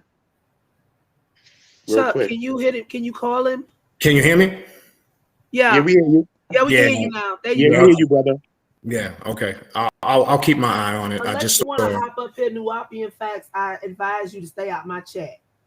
Yeah, we good. Listen, if Nuwubian Facts talks too much shit from a distance, all he got to do is come in the room, show your face if you want to talk. Come in the room and show your face. That's what I'm saying. If you want to see, that's the other thing. You right now. Now let him. These cats hide behind avatars and screen names. And I checked out his garbage site. It's all old garbage and bullshit. And he has no clue. He has no clue of what he's talking about. And he's one of those loyal puppets. So all I can say is, if you got something to say, come in the room, brother. Speak your piece. Come in the room and speak your piece, because all that old shit you got on there about the case, pure garbage. But anyway, let's not get sidetracked with trolls. Anyway. You either jumping up. Let me come back to you. Let me tell you back where I was at, brother. Being it now, right, that we're dealing with all this pedophilia, all of these things, right? And it's ironic that Polight is the reason right now, after praising Dr. York, that he's the reason that got this whole internet buzzing, got everybody coming out of different sectors, coming together, going to everybody's page, speaking about this. Victims are speaking in everybody's chat about their traumas right now. Correct. Many people that was on the land, a lot of people say that they don't know and didn't see things, right? But even my own cousin, when he was a kid, he was the making of a child killer. And I seen that. So sometimes people sometimes act like we don't see things, or maybe sometimes just people don't want to say. So, you know, being that York was talking to even King Simon, was like, yo, you supposed to know certain situations. And she was coming at him real hard on the end, and people acting like they never know. I just wanted to know, do you know of anything, and did you see anything? And you was leaving on, is a difference between hearing and knowing, and you was hearing, and that's where you left off before you were sidetracked, brother. Right. Now, as I said, did I see anything specifically? No. My kids, my youngest, not my youngest, my oldest son was born in the community. He was around York. He was around a lot of the people. So I can honestly say no harm was ever done to him. Again, when you're hearing stories, it's hearsay. There were some things I heard and seen as far as what people were telling me, but I can't say I saw anything specific. Now, as far as what Uma York was talking about, a lot of the stuff that she is referring to is personal family business. So I'm not going to speak on York's family business and her. Obviously, she's telling her story. I do believe what she's saying she went through, and I do know some of the stuff she was saying as far as her sister and stuff. Some of that stuff went down. But again, I don't want to be hypocritical and speak on family business. Now, I heard, as far as me, things that I heard, you got to understand, we were under a mindset that anytime something came up where the nation or York was being accused of wrongdoing, we always took it as a jab, like, oh, it's all slander. And sometimes we blocked it out because we were so dedicated to what we were doing. You got to understand, when you had that cult loyal mindset, you start to kind of ignore things and dust them off because you kind of tend not to want to dig into them further. Because keep this in mind. You leave your life and you move in, and that's all you got. Think about that for a minute. Understand, I'm trying to place people in the mindset. So think about this. I think about it now, but I didn't look at it back then. Think about this. What is the need, whether it was Brooklyn or the land? Why are the women, children, and men separated? Now, I never looked at that at that time like it was a big deal. Now, we were told in Islam, that was the way the Islamic community was set up. I had to make an appointment to fuck my wife when I was in the Ansarullah community. In the green room. The green room is real. Any Ansar will tell you that that's a fact. It's real. But why did that continue? Why on the land was there a section where the women lived and the children and the men? Now, you got to commonly think, obviously, that's to keep certain things divided and for certain individuals to have access. Mm-hmm. Now, I didn't look at it like then because I was so engulfed in the mission and what was going on. But ask yourself, I knew brothers who weren't living with their wives on the land. I'm talking about on the land. So what would be the need to live on the land where you have your wife living in one trailer with children and you living in a barn or another trailer with some brothers? What was the reason for that? You understand? So I'm bringing that up. Something just, you don't look at it then, but when you look at it now, you have to be outside the box. Now, the average member is going to have some justification for that. Okay, they'll give you some reasoning because they're still in that mindset. So they're not going to have the same perspective. But when I look at it now, that's very suspect in itself. So I can only tell you I heard things. I personally didn't see anything, but when I reflect back on some of the things I heard, and then when I look at some of those things, there could be some suspect things going there. But again, you got to have validation for that. Yeah, but they did say that a lot of children was coming up missing. Yes. I'm not missing, but coming up pregnant and different things like that. And even younger people there was feeling that too. So did you know about things like that, like young children coming up pregnant or anything like that? Or maybe you saw, all the events we had on the land. Now, again, I couldn't say who the father was, but you saw some younger sisters' bellies pregnant, no doubt. Yeah. I definitely saw that. I could definitely attest to that. Who was the father? I can't identify that, but can I say I saw young sisters pregnant? Shit, you could probably pull up some of the old Savior's Day videos and look at the ISIS procession of some of the sisters. Yes. And in their pictures. Okay, so you'll see some of the sisters were pregnant. So yes, I mean that was definitely a fact. You saw that, but I can't say who was the father of those babies and how that happened. Ask more. Mm-hmm. I just don't want the chat to go up too far with the questions. Somebody asked what year you were born. That's got to be short. Mm-hmm. Mm-hmm. And then somebody else asked what happened to the lawyer, Victoria Bouchard. Isn't that how you say it? She came after the fact. I don't know. I had no dealings with her. I don't know anything. So you'd have to ask current members about that, right? Okay. I have no idea. I have nothing to do with her or know anything about her. Inky, do you have any more questions? Yeah. So, what do you know about Polight in terms of Polight working on the Dr. York's case or helping out with the legal effort? At that time, he was part of us who were trying to do the diplomatic status thing, attaining lawyers, filing appeals, up until that period where my dealings with him stopped. He was directly involved, and I want to clarify that there's a lot of miscons that Polight was not directly involved and that Dr. York doesn't know him. That's completely untrue. Okay, he and everything that went down in that bookstore was initiated because York wanted Polight to take over that Brooklyn bookstore.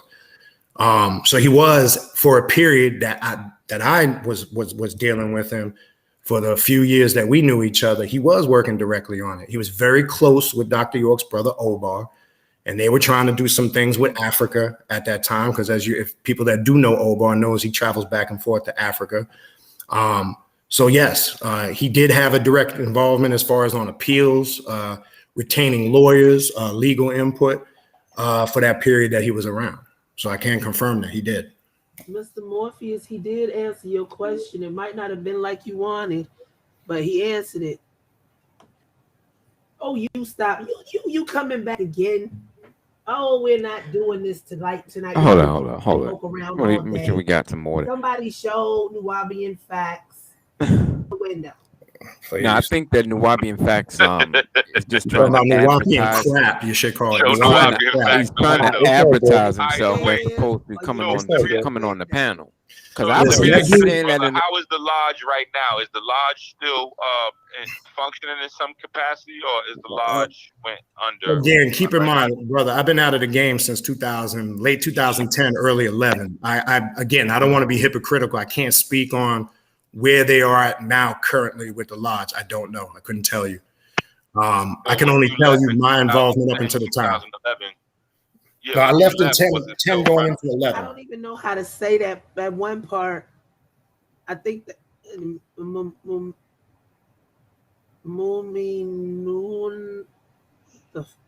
Mukmanoon. I guess if you can see it. Yeah, I see it. Mukmanoon. I see it. Okay. Yeah, unseen. That's a term for the faithful. That's the young children or the faithful. They Go ahead. Questions. I don't even know what half this stuff. We learn something right. Every day. So what were you saying about the lodge? You were saying the lodge was up and running in 2010, 2011? No, what Chuck was bringing up, when the lodge, first of all, there was two phases of the lodge. First, see, this is again goes into the inconsistency of some of the changes in the movement. We opened the lodge at first in early 2000. The lodge was formulated. There was a group of us brothers, and I was in that group that was going to Dr. York's house in Georgia on Mansfield Court in Athens. We were having weekly Sunday meetings there. And again, if Brother Anthony Evans Bunny is in here, he can attest to what I'm saying. The lodge was formulated there. York was putting it together there. We did the raising or the degrees or the initiations, Masonic initiations, up in the temple on Tamaray before they began to be branched out into other cities and states and other places that this lodge work was being done. That lasted for about 3-4 years. Then there was a lot of conflict because people felt that the lodge was creating division amongst the members because there were people that really didn't want to be affiliated with the lodge. They had their issues, or the Eastern Stars, and there were some that were pro or 100% for it. So then York shut it down completely. And anybody that was around can attest. It was shut down for a couple of years, maybe a year and a half, 2 years. How it got reinstated around 2007, 08, I was in a visit in the prison with Sister Nifu and Robbie, who's Joseph Hibner's mate. Okay, we were in a visit and they suggested to York, because there was not consistent money coming in the office, that we need to restart the lodge, which would be a motivation factor to get brothers more motivated to bring funds into the office, because there was, at that time, they were struggling to get funds up for the administration, legal fees. So it was reopened. That was the original reason. And this is fact. That was the original reason why it was reinstated for the second time. And then that's when I had made my way down here and became the worshipful master over the southern jurisdiction. I can only speak of the lodge up until that period. Now, where they are now, I don't want to be hypocritical. You would have to ask a current member. Hold on. Go ahead. But So did Polight join the lodge after it got reinstated, or was he there before it got put on pause? No, it was there the second time. He couldn't have been there the first time because he wasn't around in 2000, like 2000, 2003. He wasn't there that period. So it was definitely at the second time it got reinstated for sure. Because I remember when we first opened it up and who was there, and when we did our raising that same night, it was all three in that same night. Sadiq, Rick, everybody was right there, and no, there was no Polight around at that time. No, it was definitely the second phase. He was part of the lodge in that second phase for sure. You can tell that by the fez, by the tarbush he was wearing, because we didn't have that initially. We didn't have that tarbush the first time around. We just had the black ones. Yeah, that is correct. Mr. Morpheus has a question. Good evening. Are you here all the way? Because it's not showing a volume button for you, dude. Mr. Morpheus, you up here, but you ain't got no volume. I'm gonna give me 1 second. I'm just going to grab another bottle of water. I'll be right back. Okay, bro. Yeah, so I thought if anybody can remember, they can just look. I'm sorry, go ahead. I was saying, he might have to jump out and come back in because he doesn't have the volume thing at the bottom. Are you talking about Morpheus? Yeah. It looked like your audio is bad, Morpheus. Who, me? Nah, more. Oh, okay. Morpheus in the studio, that's why. Yeah, Mike, I can ask you a question, right, bro? Yeah, go ahead, brother. All right, so boom. So we're dealing with a cult here, right? Correct. So some people try to use a normal mind to break down the mind of a cult or the mind of a person that's inside of a cult, and we cannot do that. That's because we can't even much less take the mind of a neutral person and put them in the mind of a gang member. We can't even put their mind into that, and that's simpler than that, right? But it's kind of the same kind of a thinking, right? So since we're dealing with that, right? And when people speak out about this, because it's not a joke to speak out about these kind of things, because we're dealing with a cult, then we're dealing with something that has power, influence, and reach, right? So Dr. York had all of these things, and this cult had all of those things. So him being arrested doesn't mean that this stopped the power, the influence, or the reach. Because we witnessed the reach go to the music industry. Many people was influenced by the movement, many artists, many people in the industry, many things like that, right? So now we think about the mind of a cult, right? And because it takes a lot, because even now to go through a whole thing of what you or Chuck or anybody that been a part, what it takes to go about changing your mind and reconstructing your mind to get out of that, right? Based on some of the things that you and Chuck and anyone that's been a part of this cult or any cult or something like this, right? Do you think that Polight could have changed his thinking after being so deep into belief into Dr. York, into the point saying that he's my God, and even talking to Tariq Noel and on the bench and saying, even if he did it to you and your sisters or whatever the case may be, that man is still a God to me. And regardless, like that deep into the thinking, right?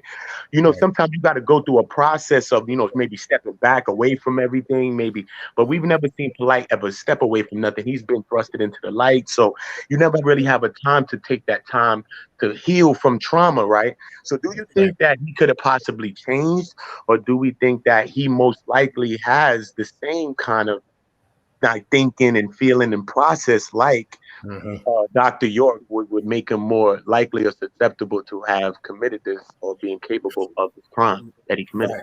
That's a good question. And I'm going to tell you my thoughts on that. That's a really good question. And you make some really good points. And I agree with your analogies, how you broke that down. I can attest to, look, I'm not sticking up again for Polight. I want to make that clear. I'm just going to speak it for what it is, because I'm not going to be a hypocrite.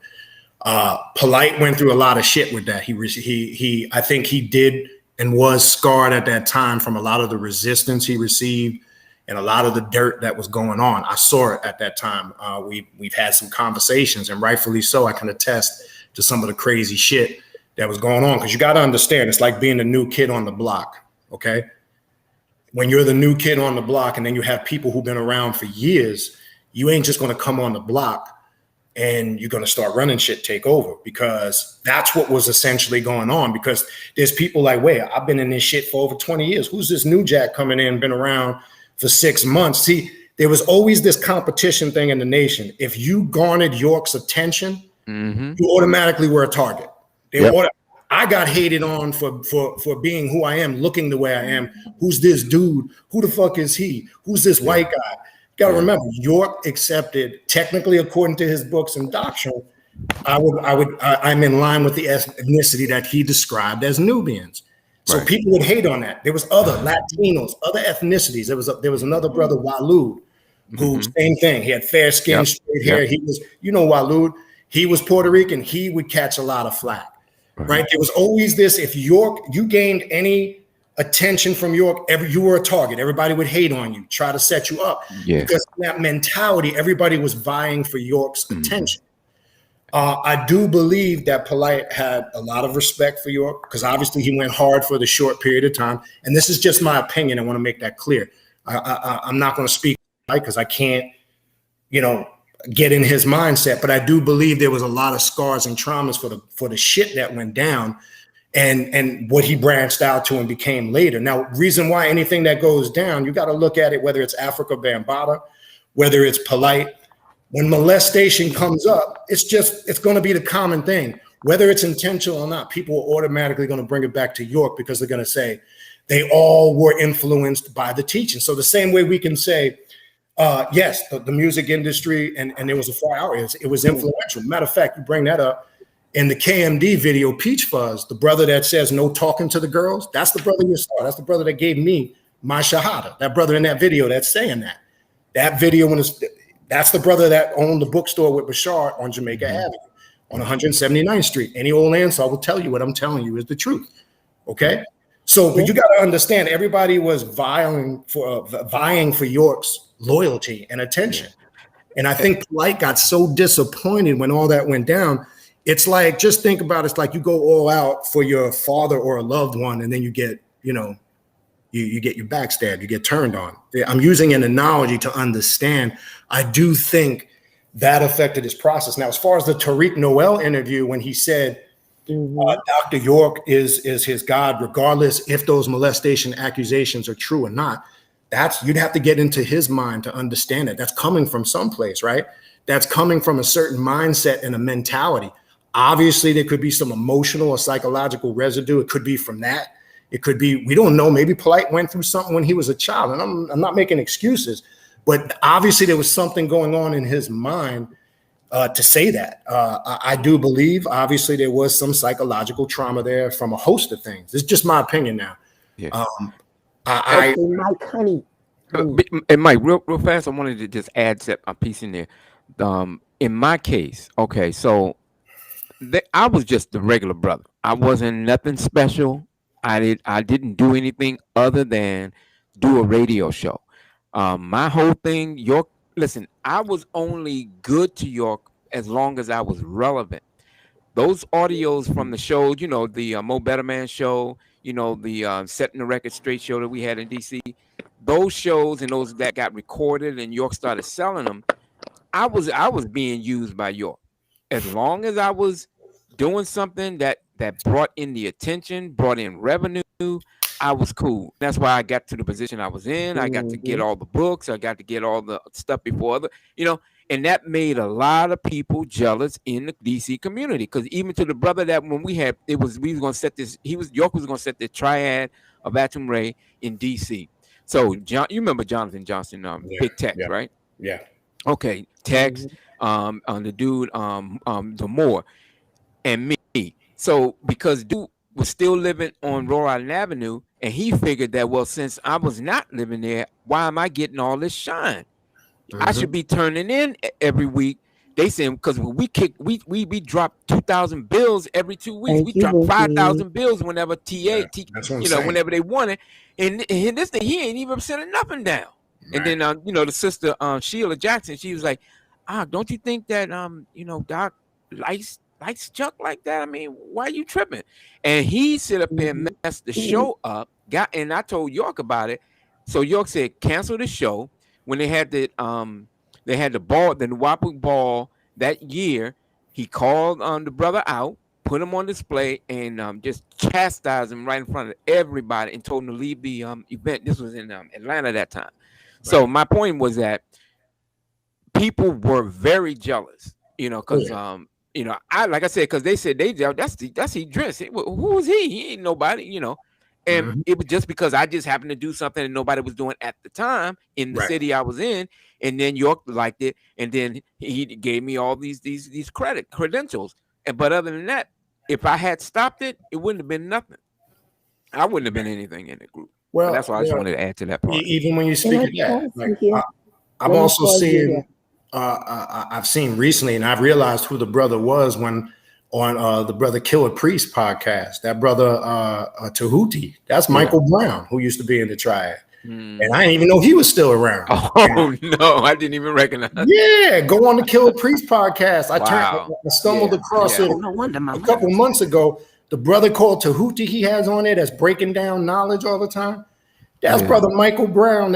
He was part of that second Triad in Georgia in the mid to late 90s. The last I saw him for a short period of time, that bookstore on 2nd Street in Macon, he ran that for a while and then disappeared because I know York came down on him because he was teaching things in classes that weren't quote unquote in alignment with the doctrine. But I couldn't believe it when I turned it on. I'm looking at him. I said, damn, I know this brother. And then when he put up his Instagram, Tahuti Brown, and then you could pull him up, Michael Brown, I said, shit, now he doing, he over there doing his own thing. So I didn't know. I didn't recognize. They told me he was there, and I was like, I don't recognize. Yeah, he's on the show all the time. That's Michael Brown, man. He used to be in the Triad back in the day. I didn't know that was him.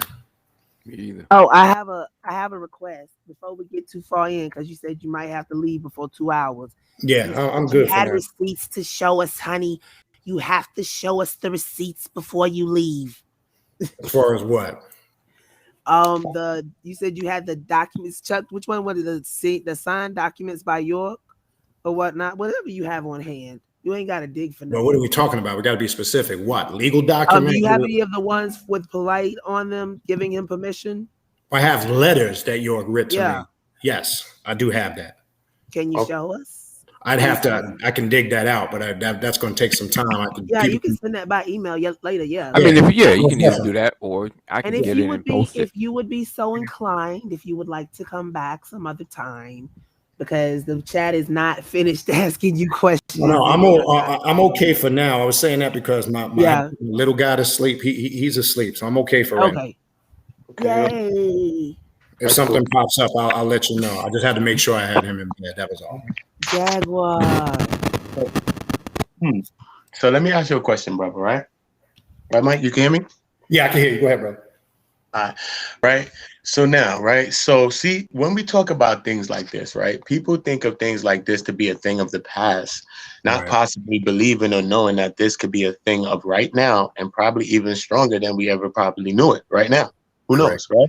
Because everything start going underground, and then you never start seeing things on the surface, and then a lot of things be going on behind the scenes.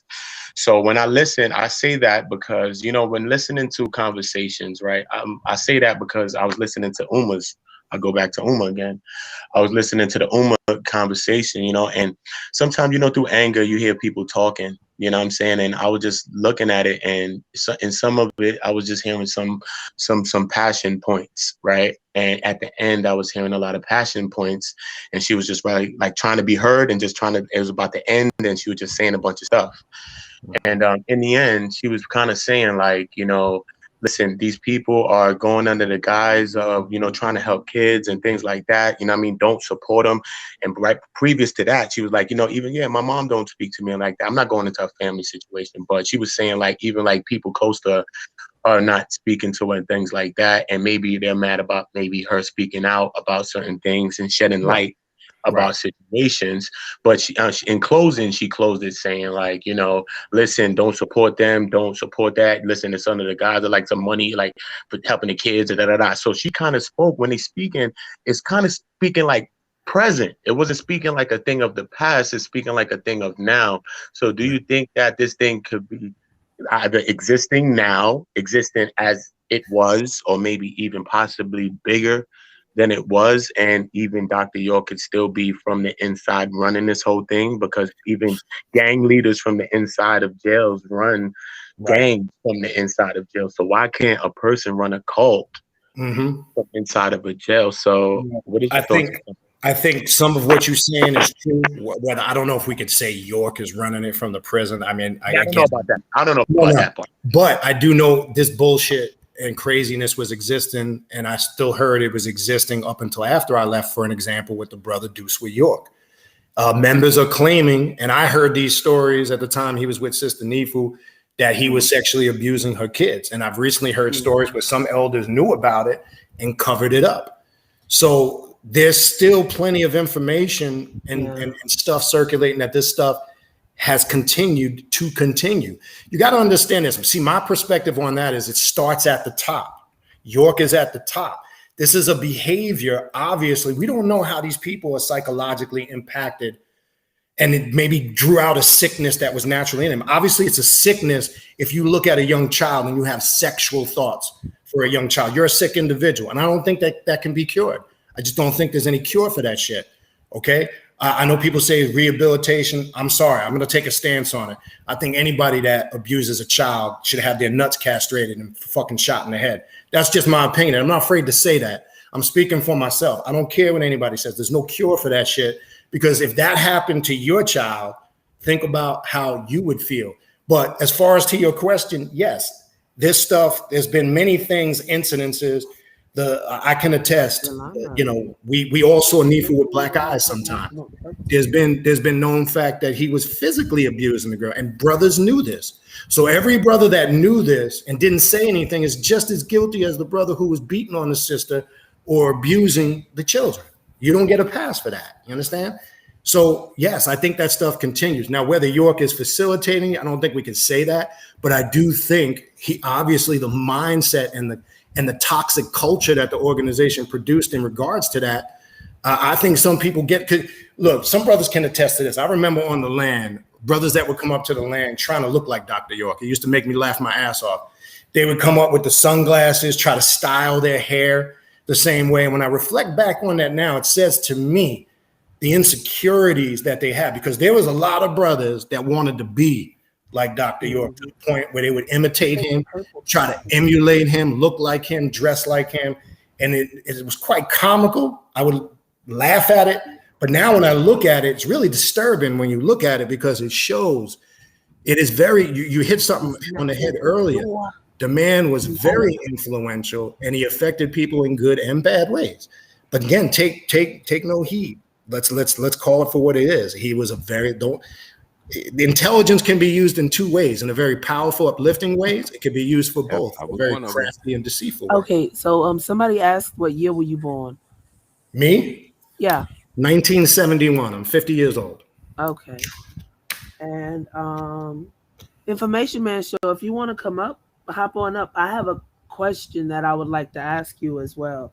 You know, it's a trap. I only mean to keep you a couple of minutes, but it usually lasts for longer than that. Thank you. Can you start tomorrow? Yeah, I can do it tomorrow. It's powerful, family. Drop a like for this content. I told y'all this was powerful content right there, man. Y'all drop that like, man. Yeah, man. I just think y'all are here, share for those of you that can. Go ahead, content creators. But I do appreciate you, brother Morpheus, because you're bringing up some good points. You're attacking it. You know, you're just coming with just some good points and perspectives that we really need to think about. You're making me think about some stuff. And I think these are the intelligent conversations we need to have. We need to put aside a lot of the personal emotion, because we're gonna all hear shit we don't like on both sides of the spectrum. That's reality. I'm not trying to skip anybody's questions or anything, but I'm going from phone to email, calls, to chat, and then I have to keep checking. So, some of them, if we don't catch them, I apologize. Just repost it. Don't get angry. We're not ignoring you on purpose. We all over here to get information. Man, so welcome. Yeah. Well, I just wanted to say a few words, and I have to step off the panel. Your guest. Can you give me your name again? I just stepped into this conversation. I didn't know exactly your name and your background, but if you don't mind, because I want my regular name or my Ansar name or both. You don't have to give me your government name if you don't feel comfortable with that. I'm just being respectful. Oh no, I have nothing to hide. My government name is Michael Bossi. Everybody knows me by that name too. But as far as when I came in the community, Obviously, I had several different names. When I first came in the late 80s, it was Abdul Ghaffar Muhammad. Then when we were in the School of Hebrews, it was changed to Yassar. Then when we went into Right Knowledge, it was changed by Dr. York to Neb Hafuz Atum Ray. And then the last name that he changed it to was Kanum Zahuti Atum Ray. So those were the different names I was known by in the different schools I went through from Ansar up until 2010, 11 in AEO. Okay. Well, I want to give a professional opinion, professional statement here. You made statement about can people who engage in sexual predatory behavior, can it be cured of it? Brother, I'm here to testify as to what you said is not an opinion, but is damn near a fact. And the reason why I can say that is because I deal with people of criminal minded, and I've been doing it for over 18 years. Wow. I deal with gang members, street organizations, and I have dealt with psychopaths and people who have come back into the prison system over and over again that I have personally been involved in counseling, where they come back, they go out and they do the same types of crime. There is no cure for a psychopath. There is no cure for it. Now, there are therapies, but most of the people who engage in this kind of behavior, they will continue it because because even if you, for example, in some cases, they have said, well, let's castrate people, right? If you castrate a man down in the privates, I've even dealt with a guy who actually cut his privates off because he thought that was going to cure him. It isn't just a sexual thing, but it's something in the mindset. So even if you castrate a person or take their balls off or whatever, that's right. It doesn't change their mindset. I have dealt with dozens and dozens of sexual predators over my profession. There is no cure to it. It is an ideology that is based on a warpedness in the brain, the way they think. Someone like me and you or other brothers on here, we may see it as that's abnormal, but for people who believe in that stuff, they don't see it as abnormal. They see it as normal as me and you being into women of grown folk age. Right. So if I like women of grown age, ain't nobody gonna condition me to like anything other than what I'm conditioned to like already. Right. Eric, so I came up here just to validate, not that you needed validation, but I heard what you said, and I'm gonna say he's 100% right. And more people need to understand that you can't cure this type of thinking and behavior. So I say to you, I go by the name Information Man Show on YouTube. Peace and respect to you. Continue speaking the truth. Bring truth to the light out of the darkness that people want to hide in. Right? No play on blackness because blackness is beautiful, but people want to hide in this situation. And what this does is it brings it to the forefront. In our community, as you know, a lot of us don't want to talk about this. We want to hide it because we're ashamed of it. We have all these issues we haven't dealt with as a people. You know what it is, brother?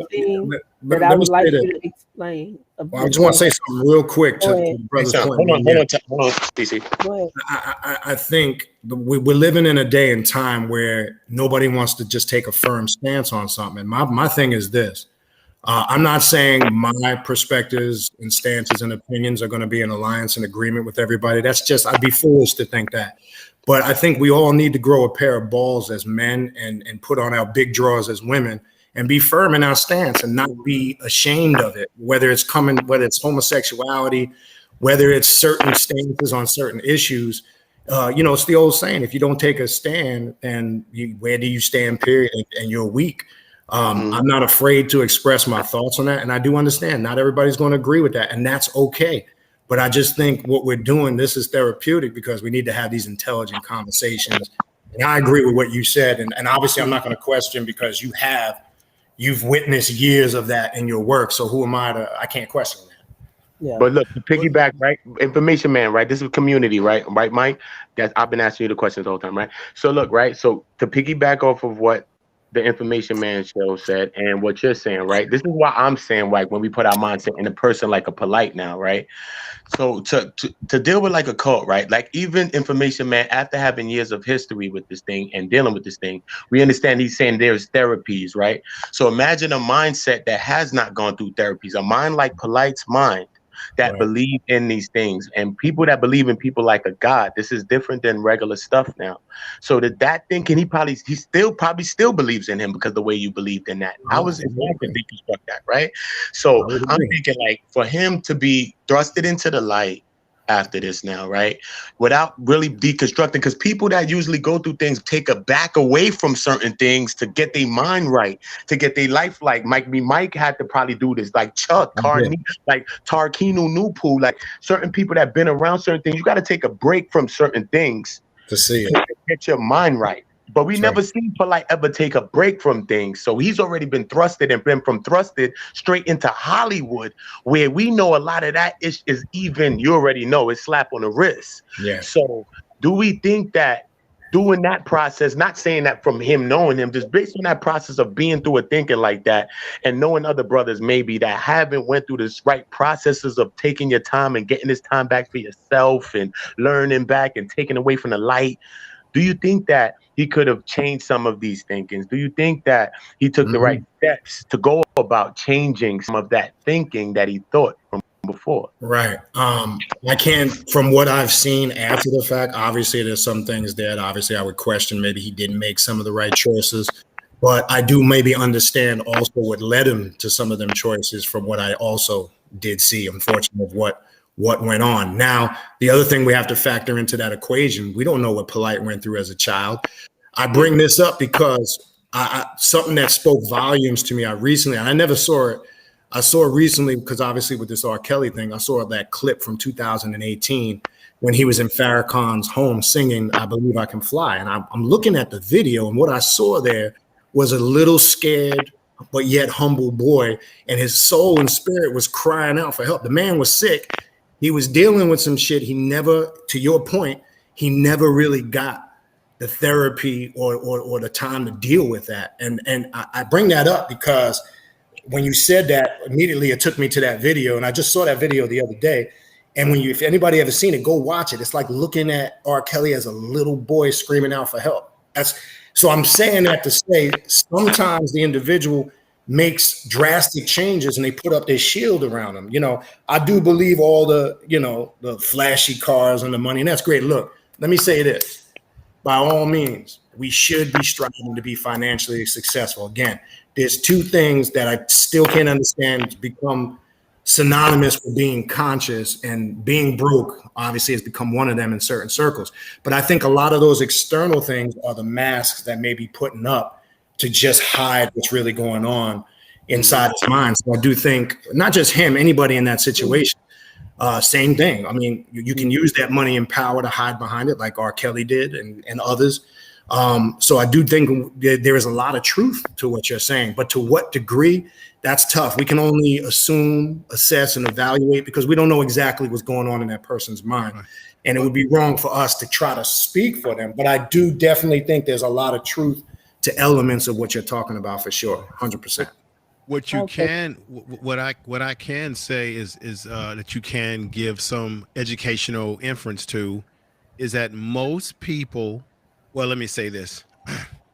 When people are predatory towards others in a sexual manner, right?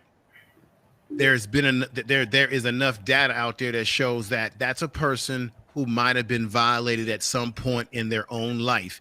And usually people who have been violated physically or psychologically, they have the potential, right, to engage in the same behavior that they were abused by themselves. If I'm not mistaken, R. Kelly was a victim of some sort of abuse that was going on in his life at one point in time.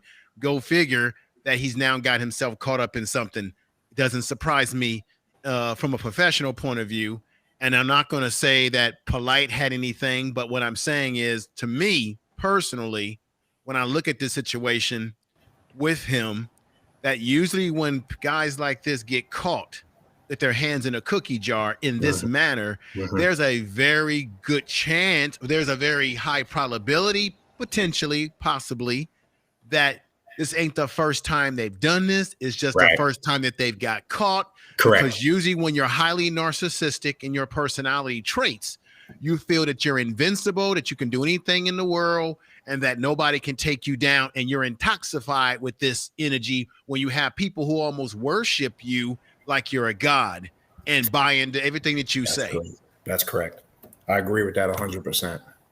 Okay, information, man. I know you said you didn't have long. So before you go, can you speak on Uma as being the daughter of a cult leader and how she might be conflicted?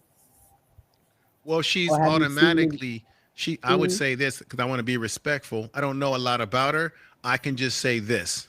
You automatically are conflicted, especially if depending on the relationship you had with that particular loved one, your mother, your father. You're in conflict because you say to yourself, this is the person that raised me, washed my butt when I couldn't wash my butt, fed me. So you're going to be in conflict because you don't want to see your family member in jail. And in some ways, you might want to block out what people are saying about that person. And even if you know deep down inside that some of what people are saying is true about your loved one, you still block it out because you still have some type of bond with them. But this depends on what your relationship is. If you grew up with a family member that treated you like a dog, you're going to have less sympathy and empathy for them versus if you have some bond.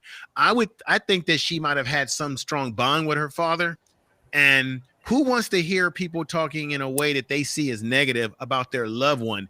It's called being in denial. I dealt with someone, there was a guy, I'm not going to name names. There was a guy that engaged in a tremendous crime, horrible crime. And his mother was in denial of his crime when she was coming to visit him. And even though the facts were laid all out in the court case, all the documents, all the evidence, the mother was still in denial and was almost like, what are you doing to my baby? You see what I'm saying? Even your parents will see you like that sometimes. So it's a deep situation when it comes to loved ones, very deep. If any of us had loved ones that were in a pickle, we would sort of in a little denial a little bit ourselves, depending on our mindset. And if we're able to sometime at some point say, you know what? Yeah, my father or my mother, they did do this shit. Yeah. Right. It's a tough thing. It's a tough thing. It's a very tough thing. And then, like any of us, we're going to protect our family members. We're going to protect their legacy, their history when people are saying things that we don't want to believe or agree with. That's just facts. Okay. But thank you.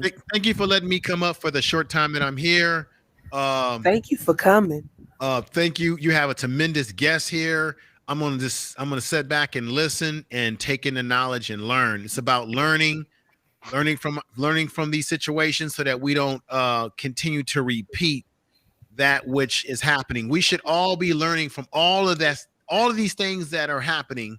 We need to learn from it and do not repeat it, because if you do not learn from it, you're going to be doomed to repeat your past.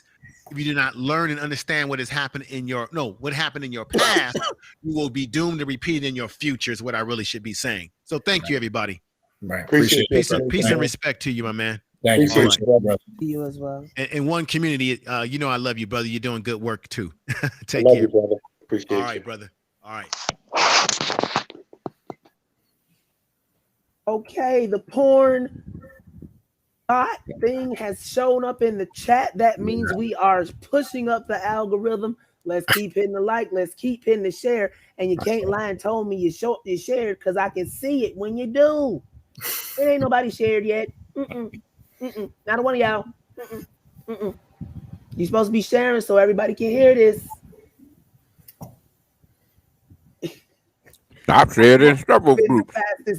Hey, I've always been the fastest mod on YouTube. You all know that.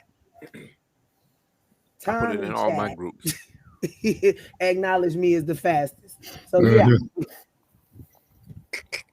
But let's continue on with the interview. Malik, you have questions. We want answers. Malik, you there? In the meantime, right, Mike?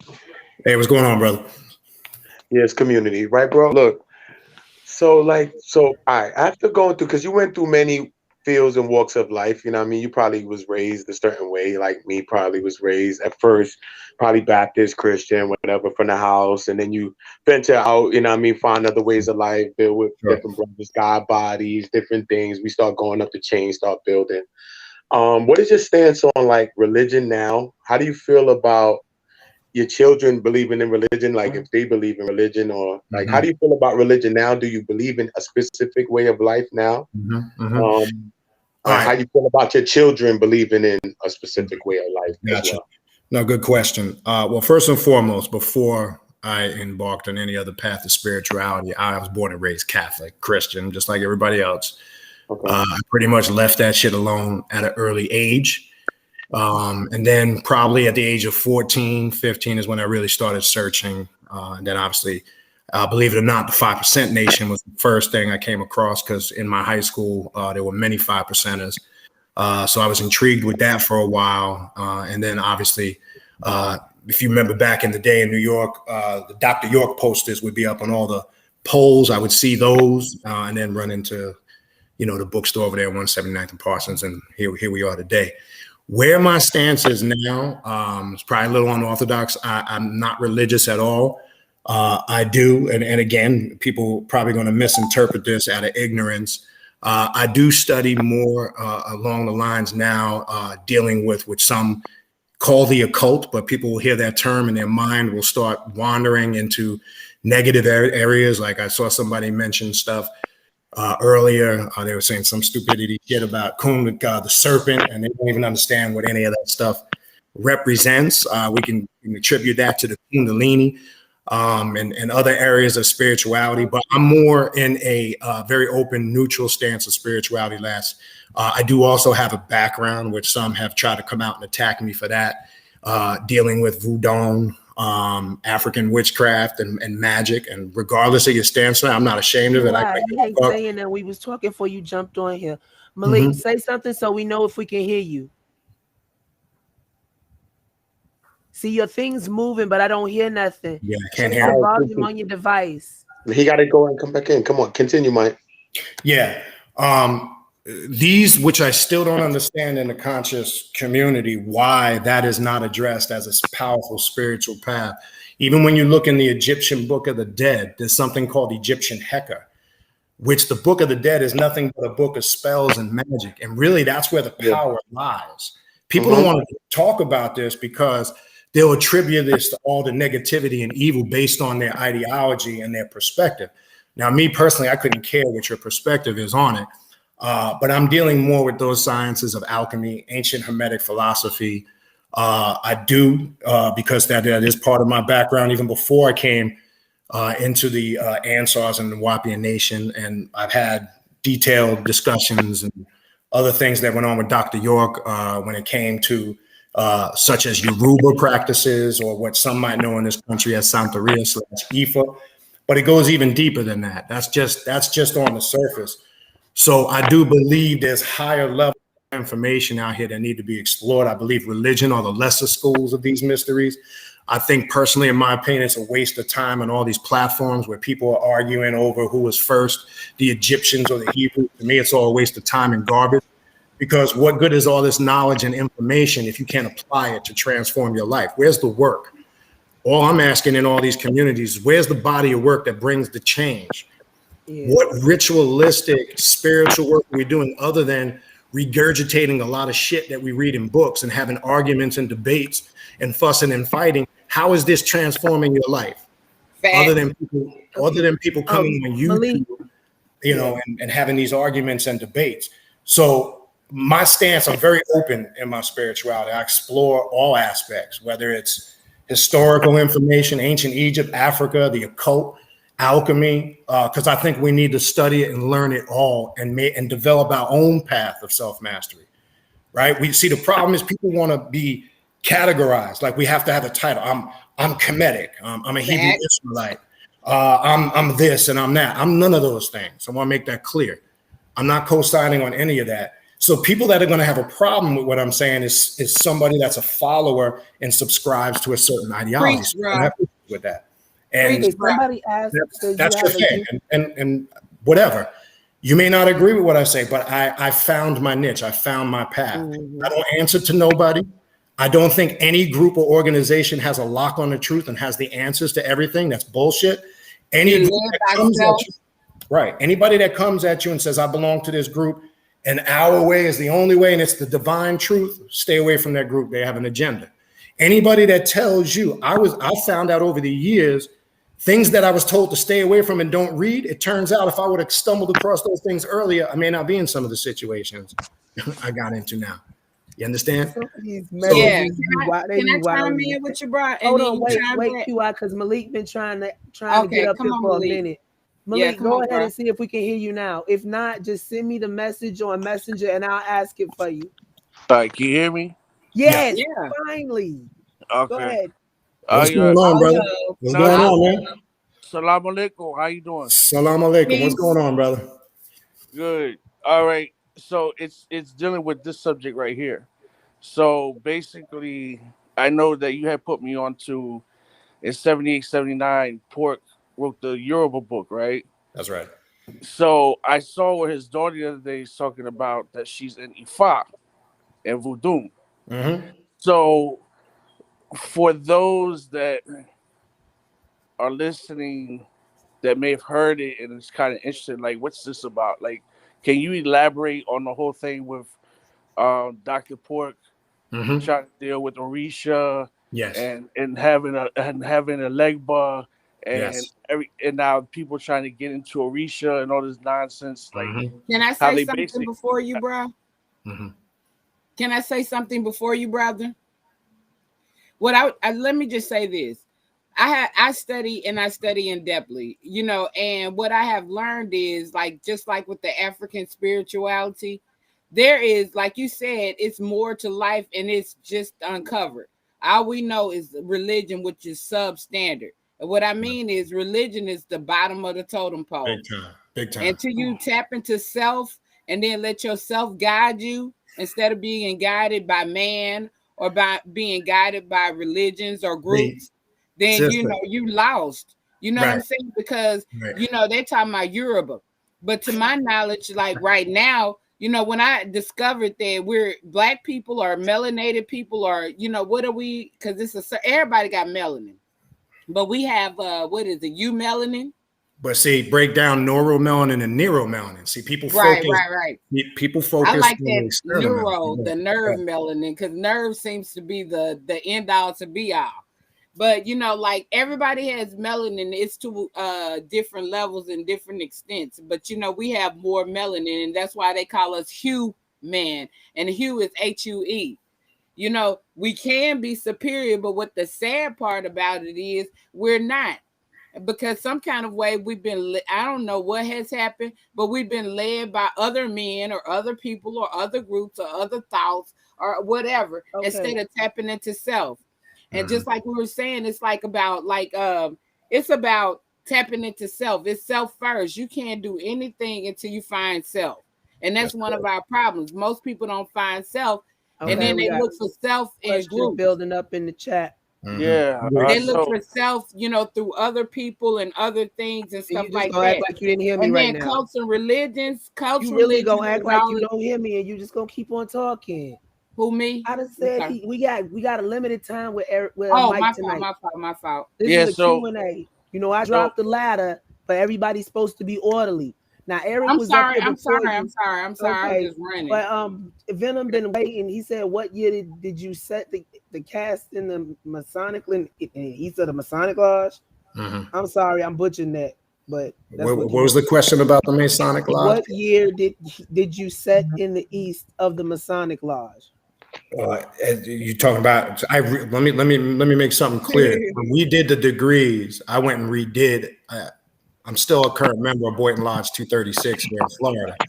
But as far as in the Nuwubian Nation, I sat in the East. I'm going to say that was between 2005 and 2008, 2009.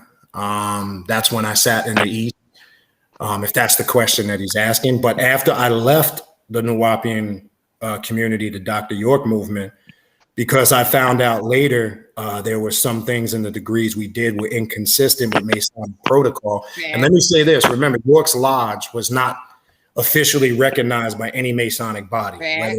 Okay, let me just put that out there. Now we were told some bullshit and on some charter from Cairo, Egypt. And see, our line of rebuttal to that back then was, oh, we are sanctioned by the Grand Lodge in Cairo, Egypt. It's all that was psychological wordplay. So I redid my 3.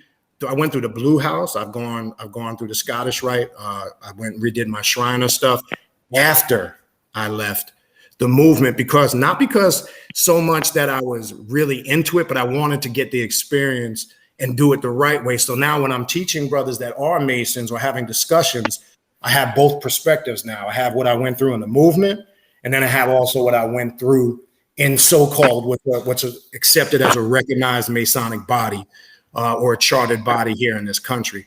I've visited lodges outside of this country. I've been to lodges in the Caribbean and other places in the country. And I can tell you this, if any Nuwubian went to any Masonic lodge with the card and they were questioned, they would not be allowed entrance. I can tell you that for a fact, because they wouldn't be recognized, and they'll have a rebuttal for that. And they'll say some foolishness.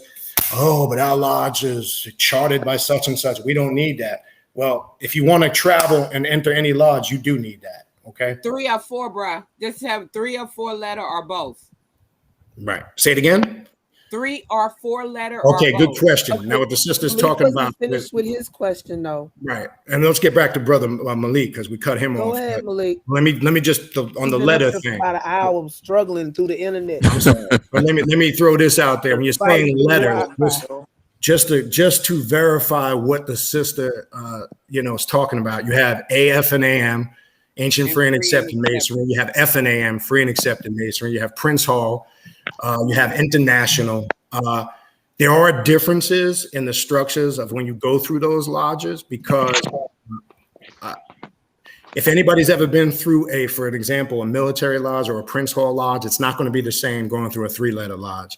And what I was talking about earlier, why I didn't want to talk about the degrees, because I don't want to disrespect any Masons, because it just wouldn't be right to get into detail. There's certain things you can talk about, not because it's any conspiracy. Look, anybody that believes this bullshit, the Illuminati and all that. My question is this: if you're not a Mason, if you think there are people in these secret orders that have all this power, my question to you would be, 1, are you a Mason? Are you a Knights of Templar, a Shriner, or any of those things?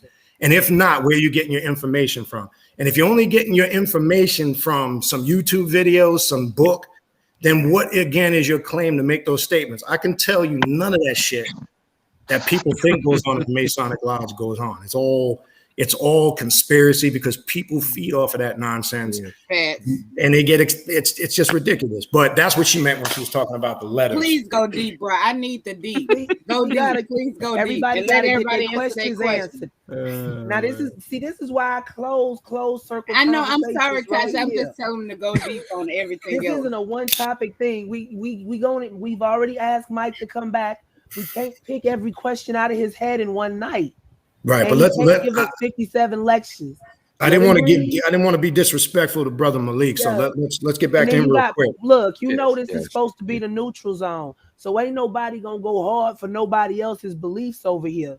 Mm-hmm. We already this is how it's been run for years and years. It is, ain't nothing changed now. Yes.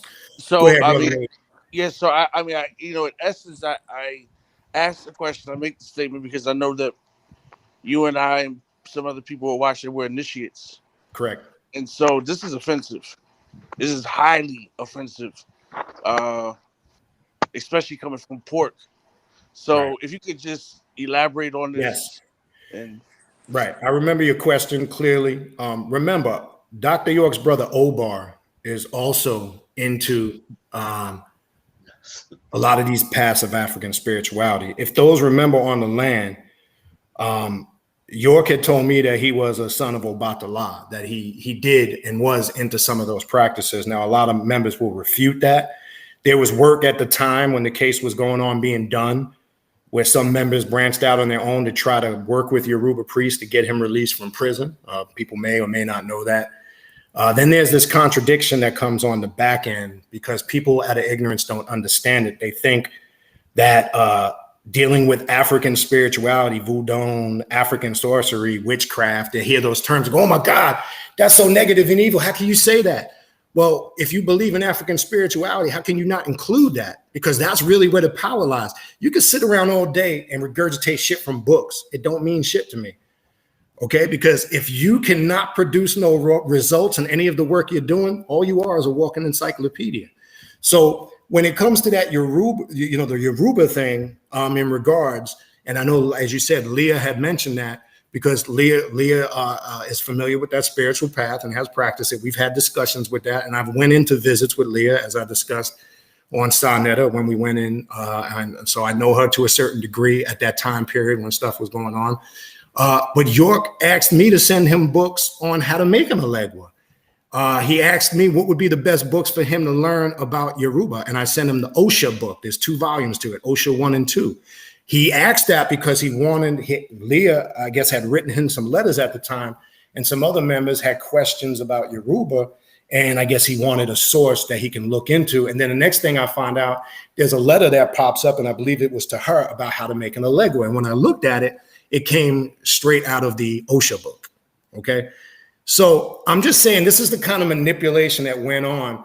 But you know what tends to happen, whether it's York or the Nuwubian movement or anybody, not just York or the Nuwubian movement, when somebody doesn't know something about it, it's easier just to attack it and discredit it because I don't know nothing about it. And usually that's done out of fear and ignorance.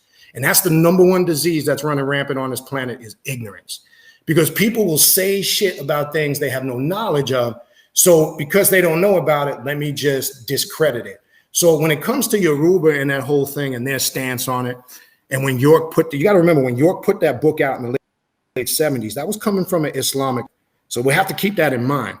When you look at it, remember on the 19 classes tape, the Elohim, he called Dr. Ben a devil, right? You can pull that up. Anybody seen it knows what I'm talking about. But then here we are a couple of years later, bigging up Egypt.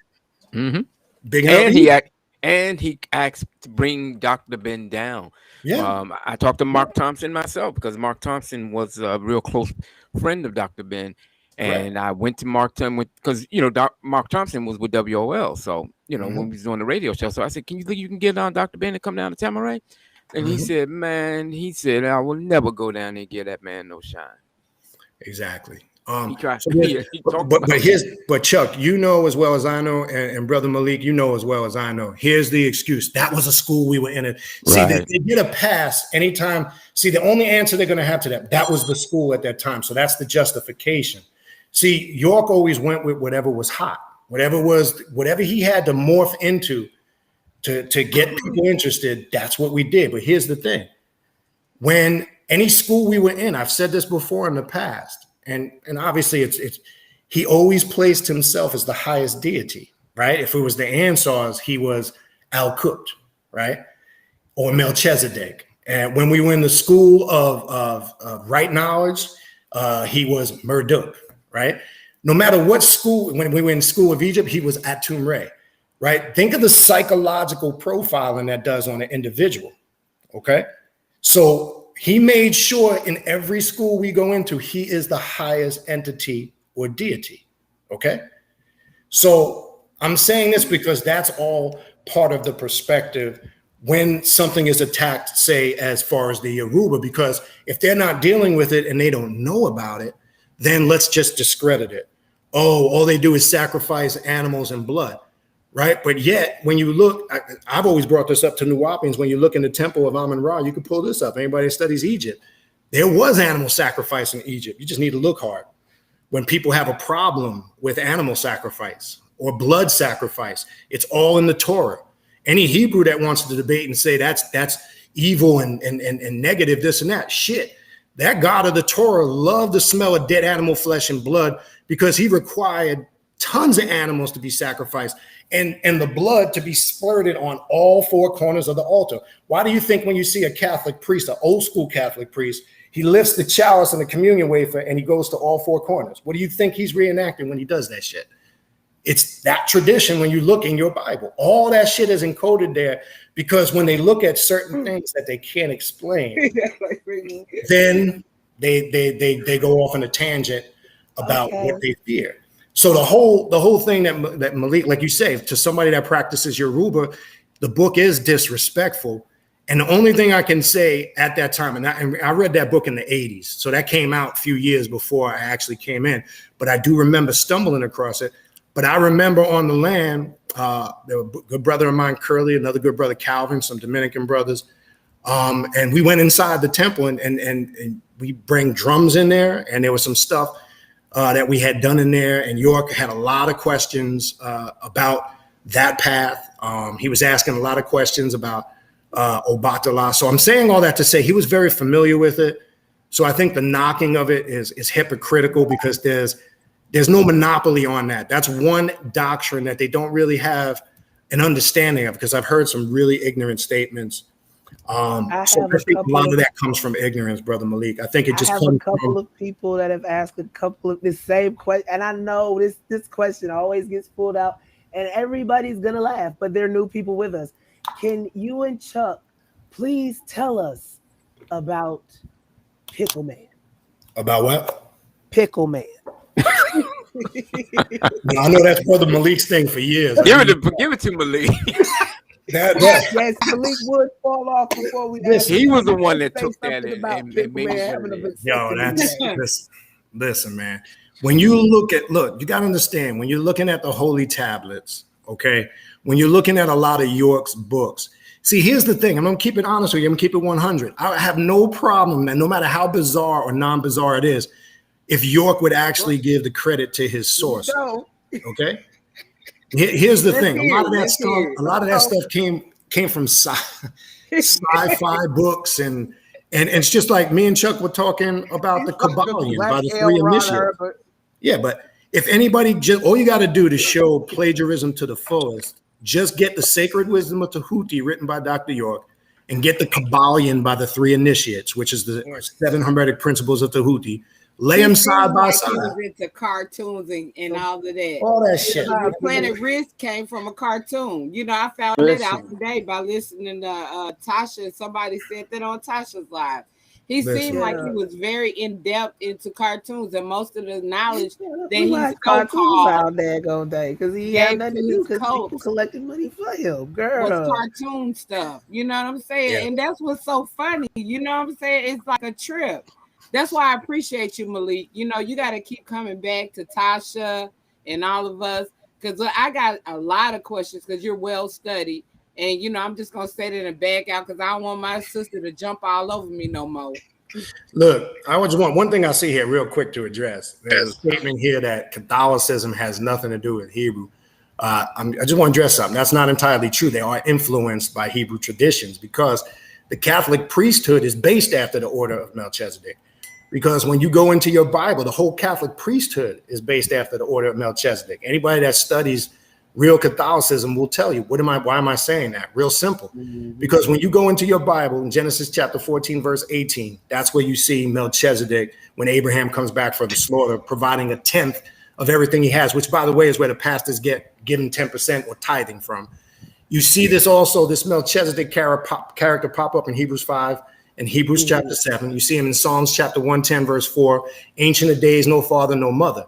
The priesthood, the wine, what they call, and the bread of transubstantiation. What I was saying about the priest gesturing, he initiates and mimics because remember, the bread and the wine is supposed to be symbolic through transubstantiation of the wine being turned into blood, and the bread, the flesh. That's what they teach you in Catholicism. It's called transubstantiation. Look it up.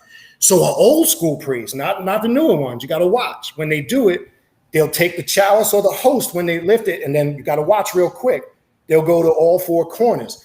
That is a tradition that comes from the Torah when the Levites would sacrifice animals and they were commanded by their bloodthirsty God to drip blood on each components of the altar. That's what I meant. So what I'm saying is there's an influence in Catholicism with Hebrew doctrine. I'm not saying it's the same. Obviously, it's not.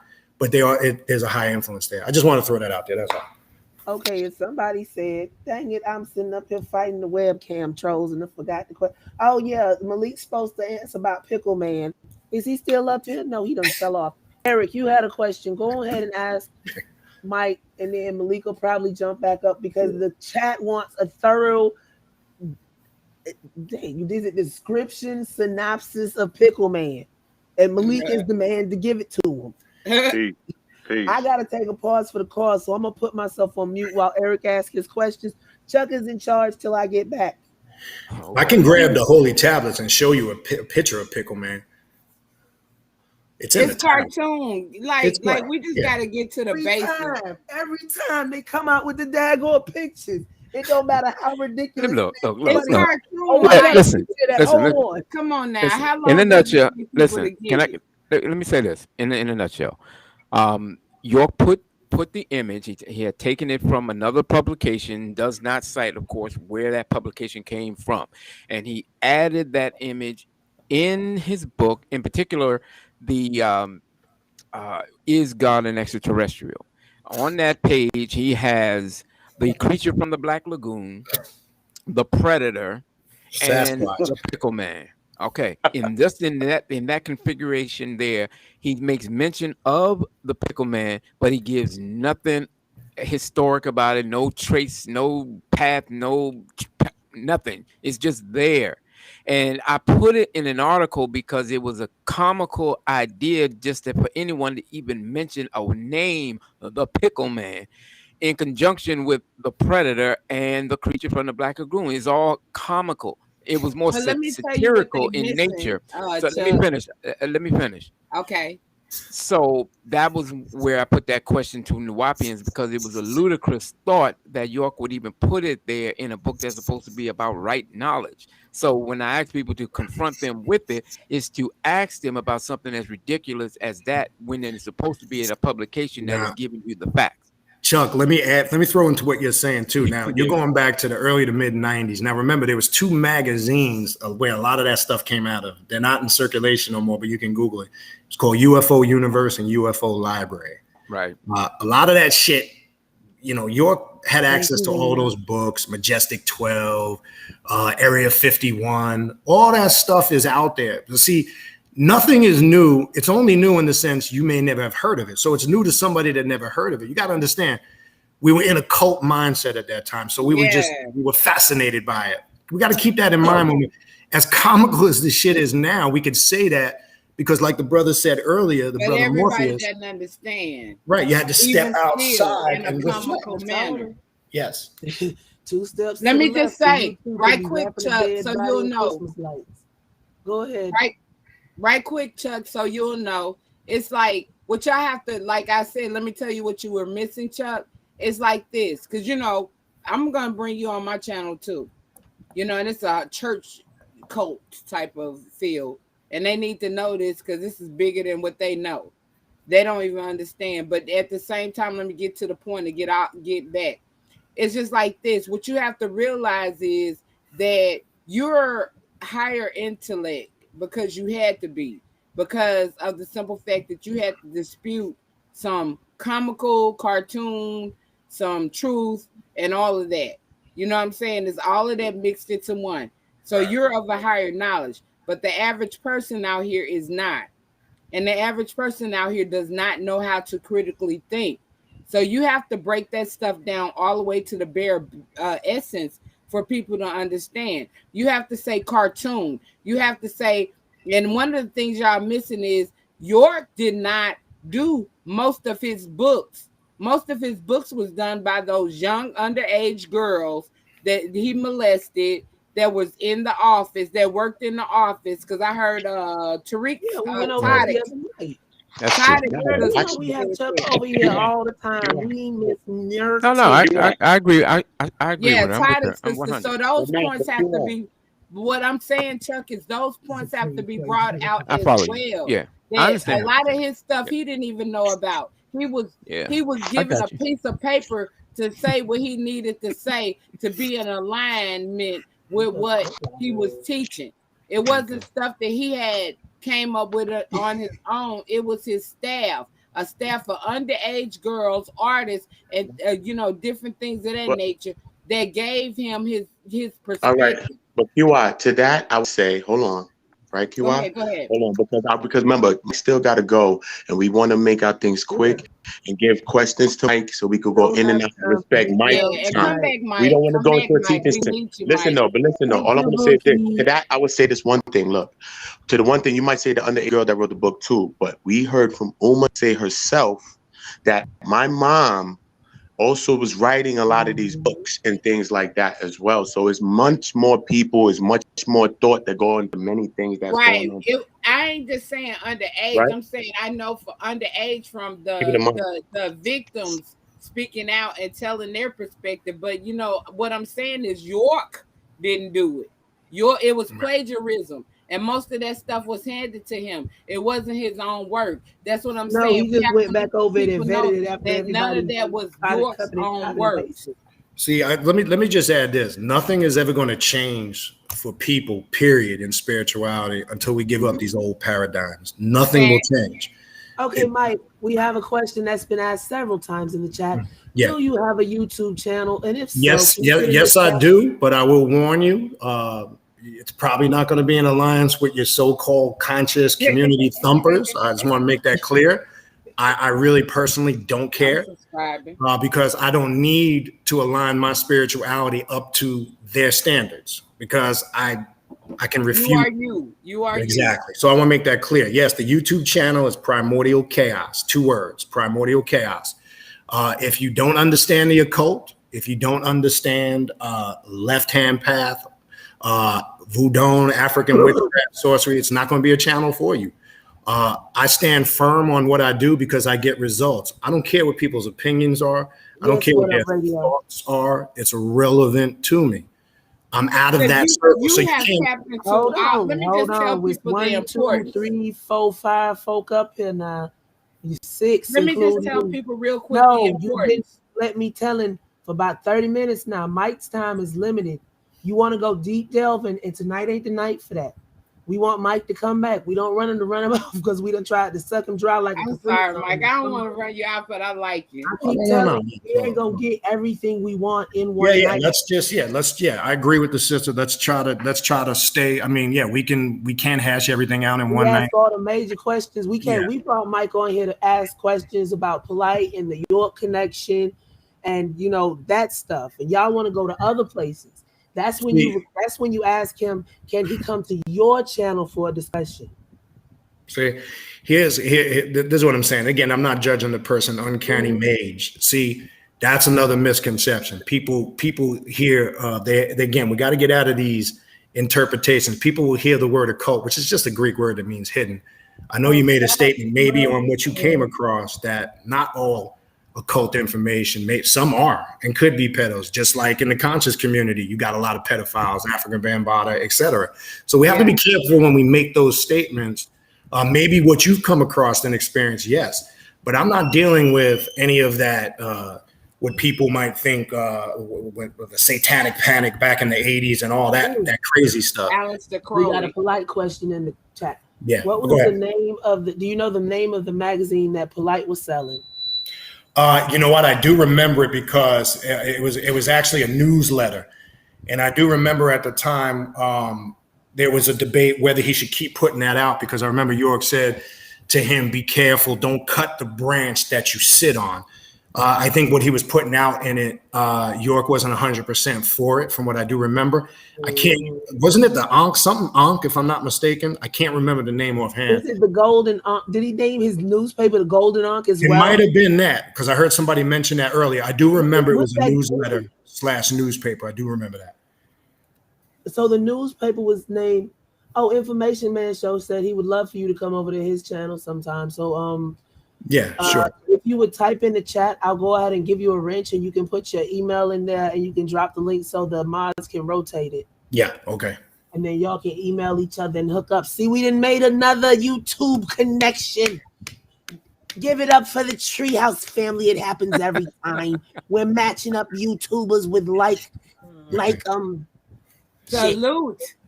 Yeah, but I remember the newsletter. I can't recall the name of it though, but I do remember at that time he did have a newsletter. Probably the Golden Ankh because he started that company. That sounds familiar. Yeah. Oh Jesus! Hold on, where my eye drops at? Yes, he is, Leonard. And we want him to come back. So I want y'all to show appreciation in the chat. For anybody that's new, when we have closed circle conversations, you're going to treat this as you would treat anybody in a public setting, and you will give them the respect of such.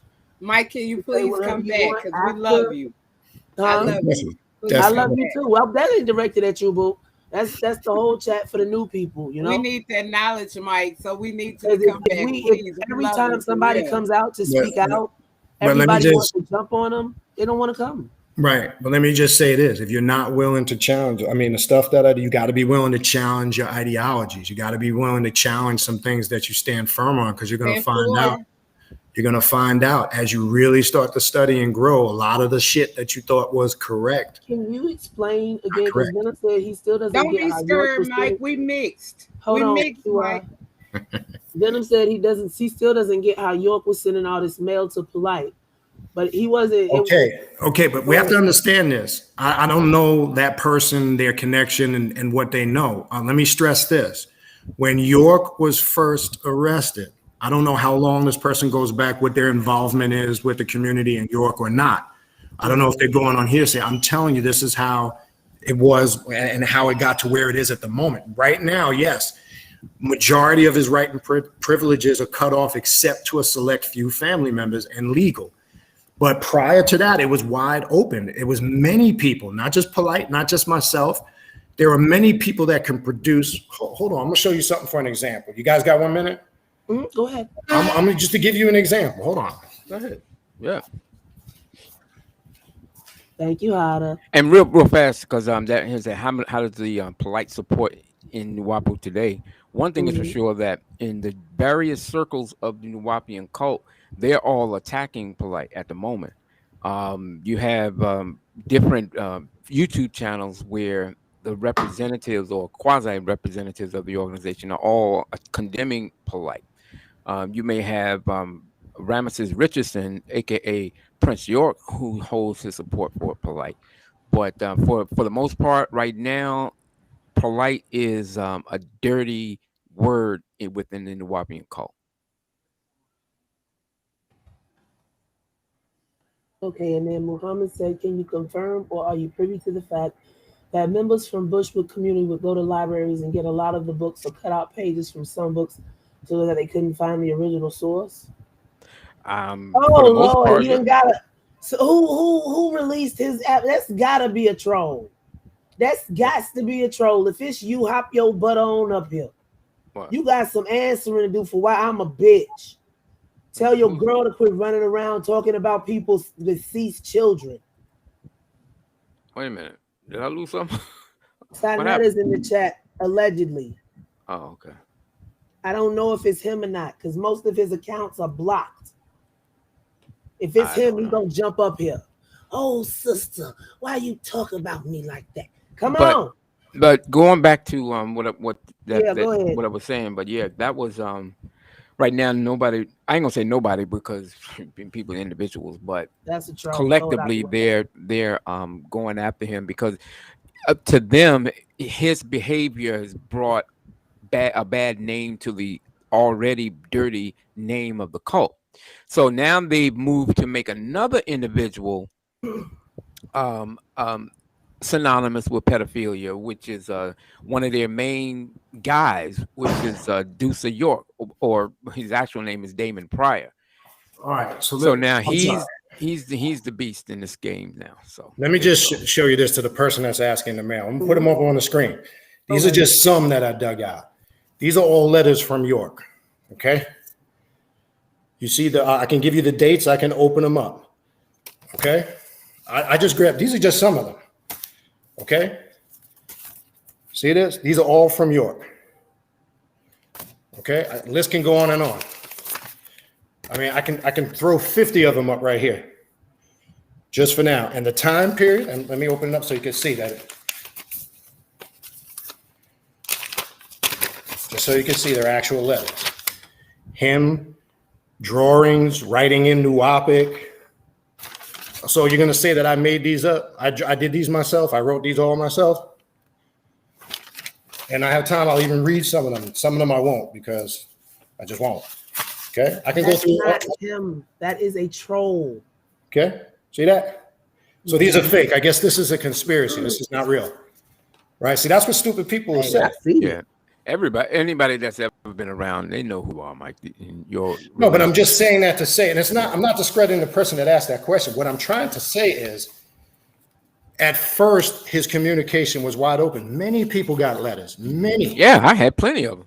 Okay, but when people were doing foolish things, communicating and talking about, as somebody mentioned, literal business, talking about the exchanging of money. They said that the writing in Nuwubic was writing in codes. That was one of the reasons why they shut down the writing privileges, because of stuff like that. So that changed. So yes, right now, at this moment, you can no, his writing privileges are suspended except to those 3 or 4 people he has on the list and his legal team. But it wasn't always like that in the first several years of his incarceration. And even the current members that are around now will tell you that. That's facts. So Polight at that time, and again, I said it before and I'll say it again. At the time Polight was around, his privileges were not suspended. He was getting letters. I can verify them because I saw them. Okay. Now you don't have to believe that or not. I can't force you to believe that. So that's your choice, whether you want to accept that or not. I can only speak on my experience, what I saw and what I experienced. Whether anybody agrees with it or not, I'm sorry, that's all I could do. That's up to you. So I'm just going to leave that one there. Sat 10 wants to know why you have those letters from Polight. These aren't letters from Polight. These were letters that York sent directly to me. Let's clarify that. I don't have any letters that Polight got from York, but Polight did share some of that information with me, is what I'm saying. Not all, but I seen and I know he got communication from York. These are all personal letters to me. That's why I have those letters, and I have them for reference. Oh, snap, son. What do you want, sir?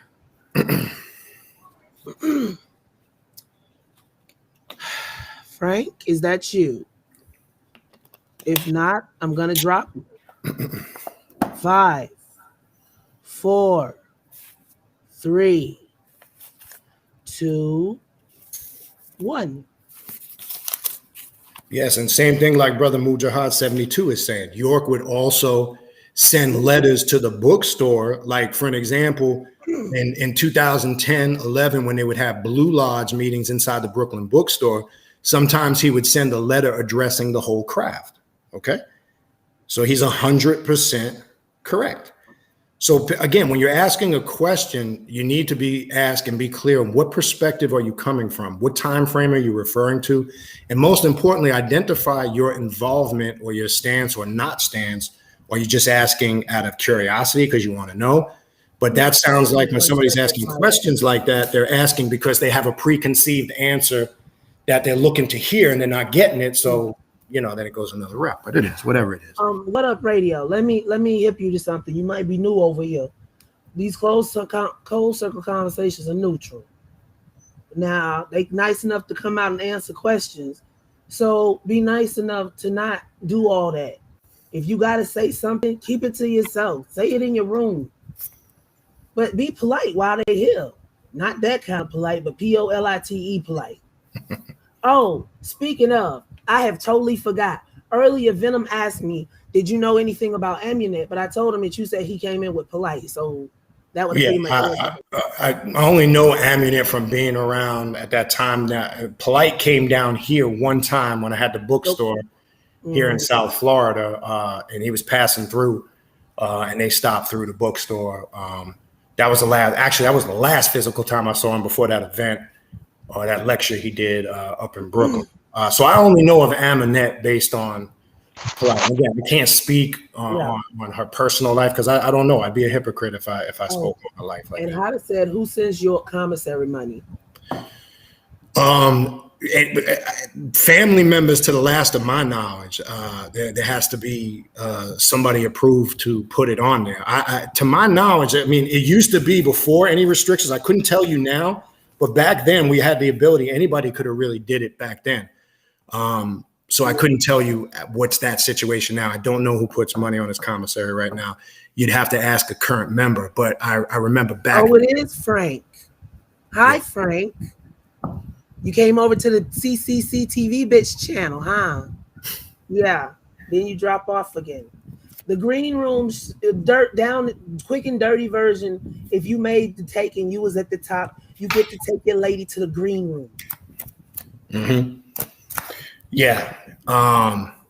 See, that was part of the psychological profile. Now, let me be clear. That was in the community living, okay? Now, when we disbanded as a community and started opening up bookstores, there was more, obviously, freedom. A lot of that stuff, we had the more freedom to live, to a degree, normal lives. But as Ansars, yes, keep in mind, you moved into a community where they had a female or women's bait, a brother's bait, and a children's bait. Now, I bring that up early. Ask yourself the question, what was really the need for that? We thought it was some Islamic tradition, and that was part of, being a Sudanese Ansar and all this other stuff. We would justify this stupidity. But yes, you had to turn in a certain amount of quota if you wanted time in the green room to have personal time with your wife. That's a fact. That's no secret. Any Ansar will tell you that, current or ex. And I don't think that's a secret. That's nothing new. You got to understand. Look, I know brothers that got their asses whooped for not turning in. They would get. I remember, and Rabbi Hamza. Everybody knows Hamza, Elder Hamza, who ran for a short period of time the Spring Valley community. I remember late at night, if you didn't turn in, I remember there was a brother who used to pedal out in Jersey, and he came in late, tried to sneak in, slept. Man, they came barging in the brother's bait 2:30 in the morning and woke him up. Beat his ass because he didn't turn up no money. So we were in that environment where, yes, and if you were a top peddler, you were the shit. You got the respect. If you had struggled with making quota or making money, usually you didn't last long, and more than likely you either voluntarily left or you got kicked out. Okay. 1 second, Mike. Sanetta. We trying to get questions out of Mike, and his time is limited. So if you want to talk, we'll make time for you tomorrow, okay? We'll talk to you tomorrow, Frank. Okay? Thank you. So yeah, there is truth to that green room. But now again, we have to really ask this: when we're looking at it from outside the box, what was the point of that?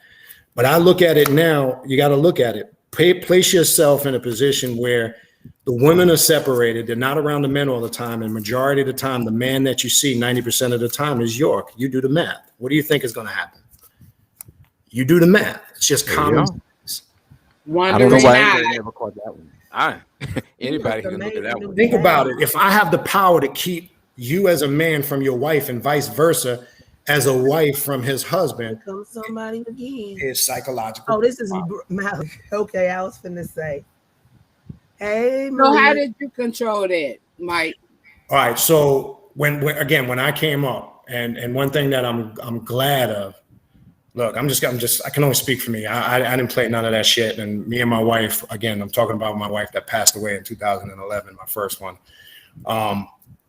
Look, I wasn't stupid. When we were making money, there was another thing that went on in the female bait with women. If other brothers were giving their wives more because they were making more, providing, then the women would hate on that sister. So I would always make sure my wife had all her sanitary needs she needed, excess food. I'm not stupid. I used to store and hide motherfucking food in there. I ain't dumb. You understand? Even though I was doing what I was doing, but I wasn't. You Puerto Rican? I put my hands in somebody else's pocket before I go broke and starving. Are you Puerto Rican? No, I described my nationality before I began. Sicilian and Lebanese. I just want to make that clear. Sicilian and Lebanese. Now, how I came into the doctrine, if you go look in New York's books, in his What Race Was Jesus, his original Leviathan scrolls, he describes all ethnicities that make up the Nubian family.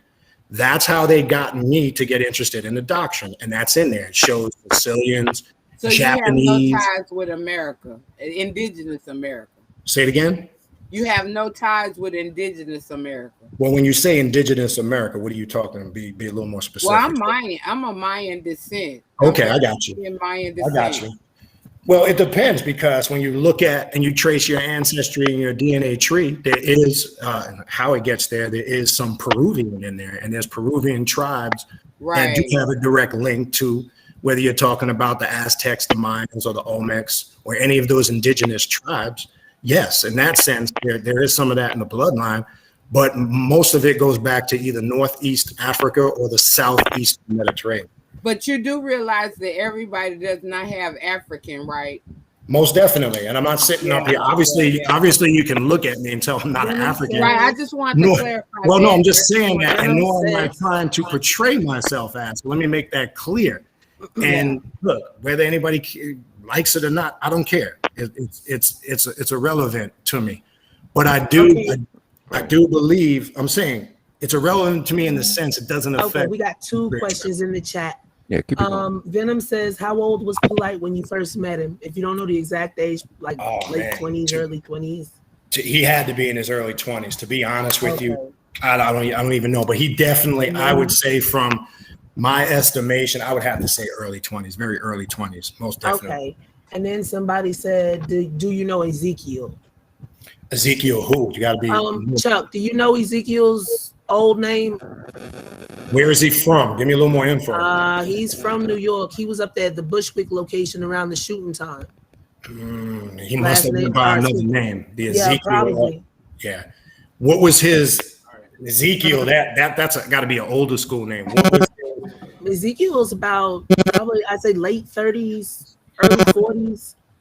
Who's Chuck? I think that. Oh, that's Yeah, I know. I'm sorry. I mean, about your laws. Yeah, because that's Marcus. Yeah, he knew my wife well, man. I appreciate that, brother. I thought I told you about that. I thought you knew. Malik, that. Send me your question in the messenger.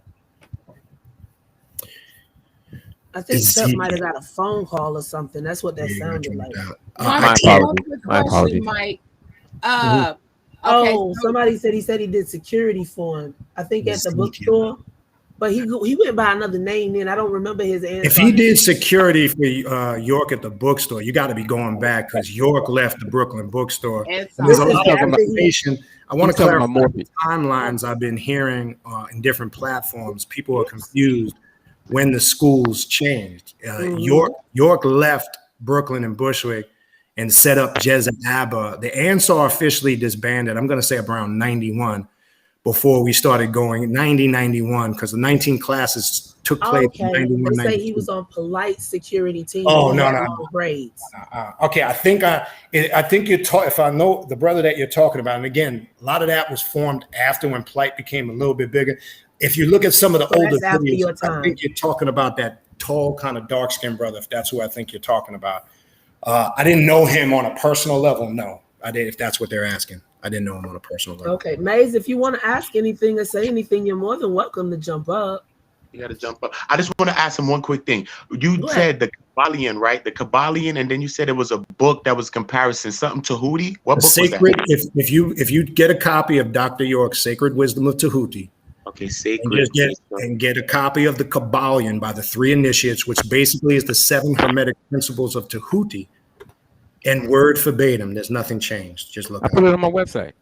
The right 3. there. Yeah, Chuck has put a post up. I'm gonna get it with you too, Chuck. Because then you also told the UFO universe. You said the UFO library, and also Science of Breath. Also, Chuck has put this up. Science of Breath by Yogi Rag Chamraka is the same book that your copy word verbatim, the breath. And anybody that refutes it, before you refute it, go get both books and lay them side by side. And simply answer the question, how are these identical if this one came before that? And look, let me make this clear. I have no problem in a sense that York did that as long as he would have credited the source. That's all. Because a lot of people, mention, it's not a problem I had that you use somebody else's information. I think the problem people have, now some people from a scholarly standpoint will have a plagiarism issue. I get that. But I think what the problem most people get upset about is when you try to make it look like it's something new you're coming with. So Nuwubians will get defensive and attack you and say you're this and you're that. But it's wrong to say that this is your stuff, that you came up with this, as if you're teaching something new. But you have to simply, before you get all up in your panties in a knot, get both, place them side by side and ask, how is a book written in the early 1900s by Yogi Rag Chamraka called Science of Breath, and then you put out a book called The Breath, and they're identical? Explain before you get mad. In other words, if you're a true intellect, you keep an open mind always, regardless of the teacher, master teacher, or the book. But I have a question for you and Chuck right quick. It's just like this, okay? Shoot, I almost forgot. I might have to come back to it, but it was like dealing with spirituality and the difference between African and, if y'all have gotten into American spirituality, what's the difference? And then I just want to see how y'all overcame the cult knowledge, because York does bring it. I can't say he brings it. He brings it all because he comes from all schools of thoughts. So that I have to commend you all, because I can see how it wouldn't be easy to overcome what York brings, and I know that he did that by design. No, so you're right. What is it that brought you to a higher level of information? And I don't want to go too deep because I know we ain't. So, y'all, please be respectful. But just drop a little something on coming in to try me now. What got you there? What got you to that next level? Simple. Just I had to let go of all those old paradigms. I had to, because we got to realize, whether it's York's teachings or even religion that we were grown and raised in, it is a serious system of mental indoctrination, and it's powerful because some of us suffer from it on a conscious and a subconscious level. I see a lot of people who try to elevate to higher spiritual paths, even if it's comedic information. I still see the religious overtones in it. People think they're doing something different, but they've basically just taken ancient Egyptian teachings and they've taken, for an example, Amun-Ra becomes the Most High. I mean, I've heard people use that terms. Heru is another form of Jesus. It's comical to me. It's just like the Black Hebrew Israelites take the Bible and they just covered everybody and made them like Quetzalcoatl. We have a question in the chat. Let's just paint everybody in the Bible black, and that justifies being a Hebrew Israelite and okaying it. And again, I'm just saying that's their perspective, and that's what they choose to accept. So simple answer to the question is, I had to leave all that shit alone because I realized that was the problem. And like I was saying earlier, we keep getting on all these platforms debating who was first. At the end of the day, bottom line is I could still walk out my house, people still getting shot, killed, drugs running rampant. We're dealing with a pandemic, whether you believe it's a conspiracy. Right. They're all studying the fake. We got another question in the chat. And that's what's so sad that they're all studying the fake and they don't know they're studying the fake. And we have another question in the chat. Yeah, I agree. Hey, somebody said, have you heard of Nature Boy and noticed the York? Have you noticed the York influence? Yes. Okay. So I think we have to question. I don't know if we can directly say York and blame him, but do these people have an effect on York? Yes. Obviously, you can see it because Nature Boy thought he was. I've seen some of the videos over the years. I didn't even know if he was still around. Okay, I was requested by several content creators not to run this too long because we're letting everybody play it on their channel and they don't want to have any issues downloading it. But we're going to hit the 3-hour mark soon, so I'm going to go a little bit beyond that because, it's my interview and I don't want to stop yet. But we're going to slowly wind down. But I had a question and it just flew right out of my devilish head. But when you bring up people like Nature Boy, that's the sickness that religion and these dogmas, that they initiate, and we can't be surprised about it. Unfortunately, there's going to be more Nature Boys. There's going to be more people like this. Mm-hmm. It's just a reality. Let's call it what it is. I'm gonna ask you, every ex-Nuwubian or somebody connected to York gets asked this question. Outside of Pickle Man, what is the funniest thing that it might not have been funny then, but you can look back on it and say, how in the hell did I believe this shit? The Deros characters and the Flugal rods and the Danacle. Oh, we hot tonight. I don't know if you guys are familiar with that. Hey, Mike, real fast, because I gotta step out and pick someone up. I'll be back in 10 minutes. But something I wanted to listen. I was just happy because my girl's Filipino. Everybody's and they speak on Ilocano. Oh, Chuck, you're selling out, man. Your girl's Filipino, man. That ain't gonna go over good. Give a fuck. But look, check this out. No, but I was looking at something. And by the way, York had a Chinese wife. By the way, let me throw that in there. Yeah, I heard that. And then there's a lot of white people in the white. Yeah. Let me finish this because I got to go out. So that I'm going to do an article because I found out where York finally got the image and the folklore about Diwani. That's an old Filipino legend. Yeah, that's an old Filipino legend, and he put it in his book. And that's one of the beings that reside in the interiors of the earth, the Diwani. Right. I'll be back. I got to run. Now, keep in mind, when all this stuff was coming out, we didn't have access to the internet like we do now. See, now we can fact check everything. You got to remember, in the 80s and 90s, there wasn't all this social media platform. So you had people that were able to get, even Dr. Phil Valentine, they were able to get access to old occult and metaphysical and alchemy books. So then when they would spit this information, we would go, oh, shit, that's so deep. That's deep. You know what I'm saying? And now we can all fact check this stuff ourselves, whether we agree. See, here's my thing. I may not agree with you, but I'm not going to waste my time and energy fussing, fighting, and debating with you. If your path is working for you and you're getting results, I respect that. But the same thing, if I come with a point of opposition and it works for me, whether you like it or not, that's just what it is. Man, don't dispute me. Don't dispute me. Let me live. And that's what people have a problem with, and that's why we have no unity, because people don't respect. Everybody's on a different level. We wake up in different stages, and so we have to learn how to respect each other during our wake ups. And it's hard because you be way out there, and that's why I was telling you and Chuck that one of the things that they don't realize is that York is plagiarized. Most of his stuff came from other people. It's like it's hard to know when you're well studied, like where other people come from, and it's hard for new people coming into the knowledge to realize that a lot of times this stuff is not original. You have to study and you have to research behind people, and that's the whole point of all of this. I said questions, girl. One more time, and tonight you're gonna be in the chat again. Okay, I told you multiple times. I love you. But I just wanted to tell even I'm quiet. I'm gonna go on mute. Even I'm quiet. Listening.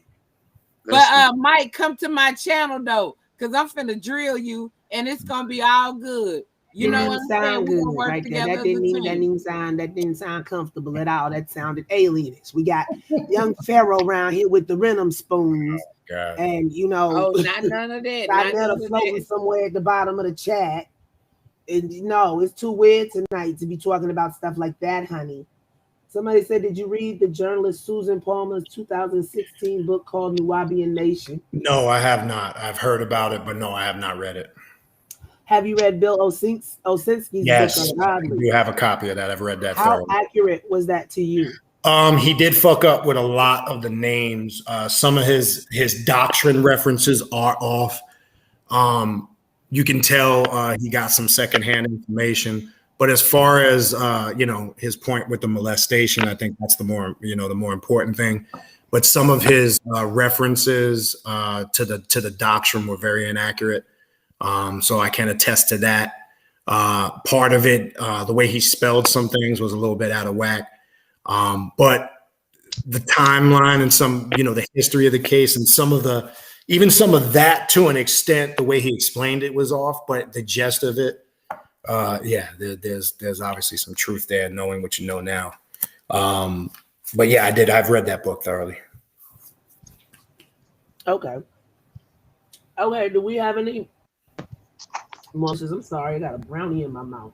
I just want to know, what's two of the greatest books you ever read? What's two of your favorite books you ever read? I read a lot of books, bro. You know what I'm saying? Yeah. So, what's two of your favorite? One book that's really good, I would suggest to you guys, if you haven't, Dr. Edward Bruce Bynum, Dark Light Consciousness. To me, Yeah, Dark Light Consciousness by Dr. Edward Bruce Bynum. He is actually a brother, a clinical psychologist out of Boston University, still practicing. He's traveled the world. He has a lot of experience in left-hand path, Tantra, and African spirituality. And when we're saying the term left-hand path, it's just a term. I know people are going to hear that term. They're automatically going to correlate it to European doctrine. Left-hand path Tantra goes back to the original Dravidians. And the original Dravidians were Black when you go do your research.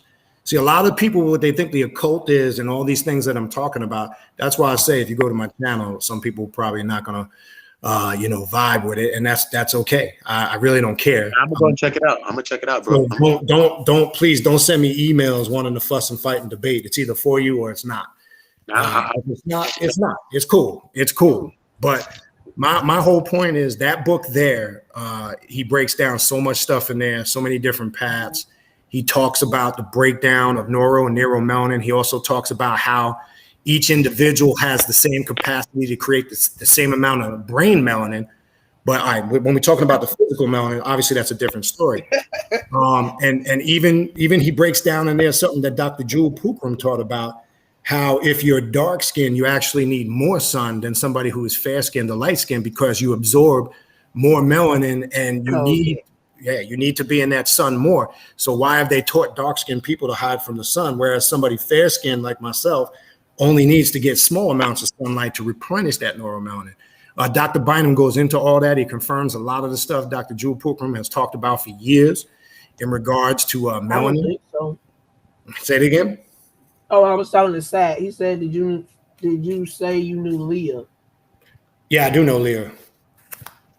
We actually went into visits together to see you. Up, Muhammad. He ain't browsing no home. I don't mind people asking the same question. Yeah. No, Leah will verify. Let's move on to where we're going, Queen. We got Mike limited time. Let's move on to the questions that we're asking and the ones that you haven't reached. That's it. I just asked him the question. So let's move on to another one. To make sure I'm not missing it. Give me a second. Right hand. All right. So let's go with another question. There's another question in the chat. Something. That's what I'm looking for. Give me a second. It's a lot of comments to go to find a question on it. And by the way, let me throw something in there with that sun. That's one of the keys. If you notice, everybody that's so-called claiming has COVID, everything that shows up when they get tested is a severe deficiency of vitamin D. They were trying to keep us in lockdown. Think about it. They wanted to keep us in the house, away from being outside, away from being in the sun. Mike didn't finish the question. But go ahead. I'm sorry. It was 2 books. Sometimes I talk out loud when I'm reading the chat. He asked you which 2 books. You already named so one. The first one, I would say Dark Light Consciousness. Mm-hmm. By Yogi what? You said by Yogi. Oh, you're talking about the plagiarized books.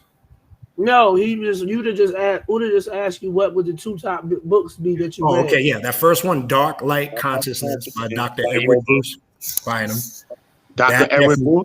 Dr. Edward Bruce Bynum, B-Y-N-U-M. Thank you. Okay.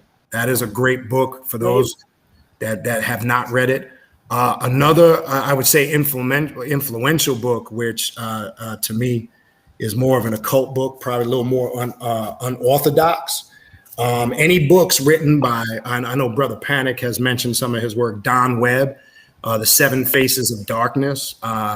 That's more or less getting into Egyptian Hecker, or what I was talking about earlier. That is another great book. But again, remember, this is going to go against a lot of the traditional stuff. But in essence, when you do the research, you'll see. But The 7 Faces of Darkness by Don Webb, that was also another book that recollects and stand out to me. But there's many others. But if you're just going to ask me for 2 right out the gate, that would be 2 I would definitely look at. But do you believe that Egypt, that a lot of see Aleister Crowley? So let me give you a frame of thinking. Mm-hmm. Sure. Then we're gonna go into Egyptology, which I believe had been infiltrated and then spread to the world. So I believe that what most people are following, like the African spirituality and all of that, is Aleister Crowley. Okay. Well, here's the thing. When you talk about right back to that same question, girl, right. Let me just say this. Hop on down, baby. You got to understand, Aleister Crowley whatever your perspective on him is or not. When you talk about Thelema, the Order Templi Orientis, his whole order, it was based on Egyptian teachings infused with his personal beliefs. But also understand, he claims he received the book of the law from a being called Alawas while he was in ancient Egypt in the pyramids. Then you also had somebody who came behind him, and no disrespect to Bobby Hemmett. Bobby Hemmett put a video out he said that Alawas was a black man on a spaceship on the way back to Earth to save black people. I don't know if anybody remembers that, but you can go pull the video up. So what I'm saying tends to happen. This is what I do when it comes to Crowley or any teachers. You got to take out of it what you can resonate with, and whatever you don't, just leave it alone. Because you can look at some of Crowley's teachings. There are some things in there that just are common sense across the board. So this is what in my opinion, this is what a true master does. A true teacher, a true seeker of knowledge. We've got to learn, regardless of who the author is or the source. We need to take out what resonates for us to develop our own personal path of self-mastery, and whatever don't, just leave it alone.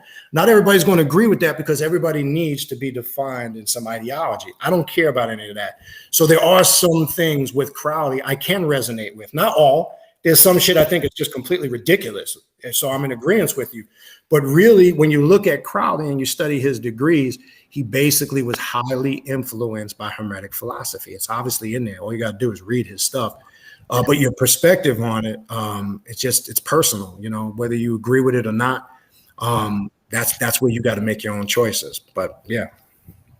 So like based on Crowley though, right? On Aleister Crowley, right? Based on him, he had a lot of influence.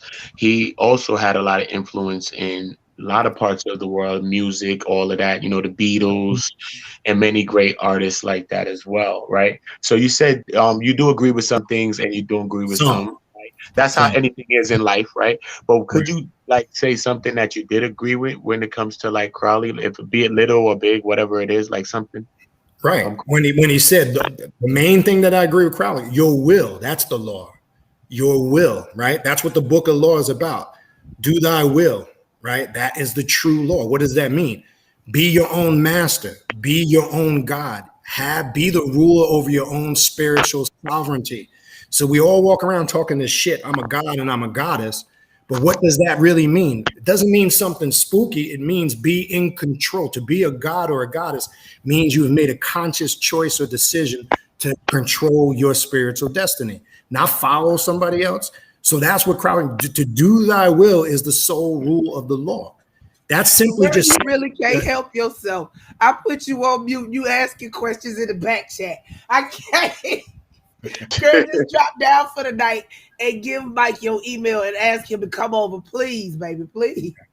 Yeah, so I mean that's probably the root of what I would say that Crowley had right. Now, are there some things I think are absurd? He had some issues, most definitely. There is a lot of reported incidences. The man was a bit disturbed, in trouble. His approach to he had a lot of personal life issues. But again, it takes a disciplined individual to separate those things. Like I said, you can use the R. Kelly thing and even Dr. York. Don't front like there's not some things there that Dr. York said are just across the board, just common sense, basic things. Is there some outlandish shit there? Yes. But are you disciplined enough to have that mindset? Not everybody is, because they feel like they need to belong to some Mickey Mouse club or some group or some organization. I got to be this or I need to be that, because if I don't fit in with what everybody else is doing, then I'm not part of the Mickey Mouse club. See, I don't care about the Mickey Mouse club. People ain't going to agree with my perspective. Not everybody, but you can't measure me up to your standards. What are you going to measure me up to? Egyptian knowledge, Nuwapo. I don't succumb to any of that. I don't need to defend my stance on those perspectives because I've left all that shit alone. I don't care about it. Hey, Hada says, do you think your experiences with York was to bear witness for the day? What? Say it again. I didn't hear the last part. Do you think your experiences with York was to bear witness for today? I believe everything we've gone through serves the purpose to get us to where we are now. Everything, not just York. I get so many people that come to me and say, oh, I wish I would have known what I know now. I wish I didn't have to go through Christianity. I wish I didn't have to be a Muslim for those years. I say, no, you're wrong. You needed to, because that learning and that experience, gives you a better understanding. We can never regret. I don't look at it, any of it as wasting time, whether it's my experience in the York movement, whether it's my short experience as a young child being a Catholic. I experimented with studying all of these different things. I look at them as all steps, yes, overall, to get me to where I'm at right now. Okay. So yes, I do believe he was one, or the movement was one integral part of it. Not all of it. Look, again, like I said, being a god or goddess is being responsible for your actions, your successes. Here's the tough part where people struggle. Your failures. See, we don't want to embrace our failures. We want to blame somebody else. It's already gone. You just can't see it. I'm sorry. You just can't see it when you remove stuff on the restream side. Right, it still show like it's there. Right in the back. Go ahead, Mike. Yeah. Go ahead, Mike. So what I'm saying is, to be responsible in that context is to also take responsibility for your failures. We don't do that. See, we need to, when you man up, and there's a thing in the occult called shadow work. And shadow work is really uncovering the hidden aspects of ourselves that we tend to avoid and don't want to deal with. What do I mean by that? So I'm clear. A lot of us want to save the world and be a part of all these movements, but we're disturbed on the inside. We got emotional problems, family problems, relationship problems, money problems. So we want to neglect all that. We think by hiding in some doctrine or dogma that that's all going to go away. You understand what I'm saying? It doesn't go away. All that resistance does is create a stronger, that persistence and resistance becomes stronger. So if you got a lot of serious personal, mental, and emotional issues, and then you start getting involved in some spiritual system, you think you're going to meditate them away and do all these spiritual things, you're fooling yourself. It doesn't work like that. So when you start to really embrace all aspects of yourself, the good and the bad, right? You might have temper issues, patience issues. I struggle with some of those things, okay? And it's a work in progress, but I can admit that. Admit what you got wrong. Anybody that says they ain't got nothing wrong with themselves, that's their first problem right there, their first lie. You just lied. Everybody got some shit that they dealing with. I don't care who you are. I don't care how together you appear on the outside. I don't care how well your life is going. Money might be going good. I can say all those things. But guess what? There's always some work to be done on ourselves. When you're dealing with some external doctrine that you're worshiping things, that your focus is following rules, regulations, and guidelines, you can never really be you. That's the problem.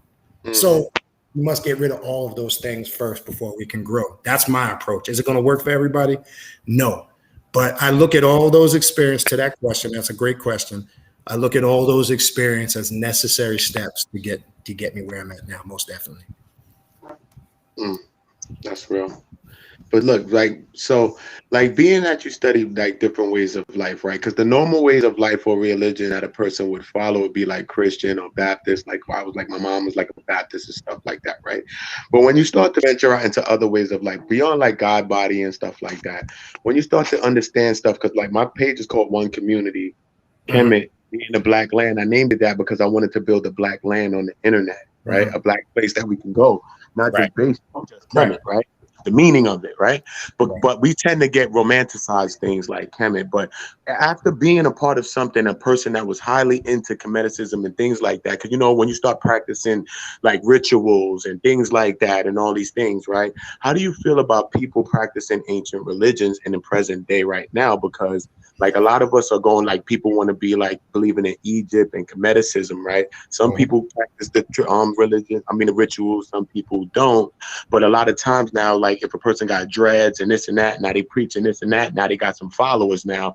Or if a sister got beads on and she got like a nose ring or like a little ring or some shit, and she got the dreads or some shit, that she fits this image of something. So like, how do you feel about Kemeticism, people that practice the Kemetic belief and ancient ways of life being practiced in this modern, after being around a person like York that was deep into every kind of way of life? Right. No, man, that's a good question. I'm going to say this. I got no problem with anybody's personal spiritual beliefs or practices, old, young, or new, as long as you're not enforcing it on somebody else. Let me just establish that. That's important. I don't even have a problem with Christians. If it's my take is, if it's making you a better person and you're living a productive life, but you're not trying to force your bullshit on me, I'm cool with it. Respect to you. The problem comes when you cross a line and you start making statements like, this is the only way. This is the exclusive truth. Now I'm going to have to rip into your ass because now I see you have a certain mindset or ideology. Now, when it comes to Kemeticism, I would say this. I wouldn't even use the term Kemet, in my opinion. I'm not saying that in any derogative way to your channel, because that still connects you with Judaism and Hebrew. The reason why I say that, because if you understand the word Kem or Kemet or Cam comes from that's the Hebrew word for the prophet Ham. You know this. I understand that too. Yeah. Right. So I'm just saying, if you're explaining it, and I understand like Kem or Cam, right, and it ties into the black land, I'm all for that as long as it's making you, you're growing, you're seeing results in your life. Where I always ask somebody this that practices a spiritual path, and this is a great question, brother. If you can say, I came into this 4 years ago, right, and then you can go, let me gauge where I'm at now, and you look back and go, spiritually, I've evolved and grown in knowledge. Mentally, my mind is in tune, and emotionally, my emotions are in check. My mind, I've gained the knowledge and the wisdom. I'm in a sound mind and sound body. Physically, there's a physical aspect to it. Has it improved my perspective on health, diet, and exercise? Okay. And then also financially, that's one thing we don't include, because most systems talk about, I know everybody now is on this crypto kick and everybody's talking about money, but be careful because there's a lot of crypto hustlers out there now. So what I'm trying to say is, if you can honestly say spiritually, mentally, emotionally, physically, and financially, you've evolved on a higher level, I don't care what it is. I can say, power to you, keep growing, keep doing those things. So I respect that. I like a lot of those spiritual systems that you mentioned. And again, I study an old system in Egypt that most people won't really address because they're not going to agree with it. Look, Egyptian Heka. The Egyptians were the greatest black magicians and sorcerers.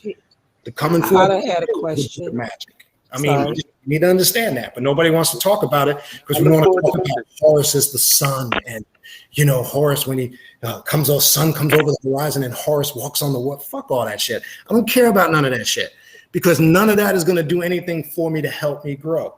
That's my perspective. That's all. Yeah. Yes. Mm-hmm. But it's a good. good. Hada has a question. Yeah.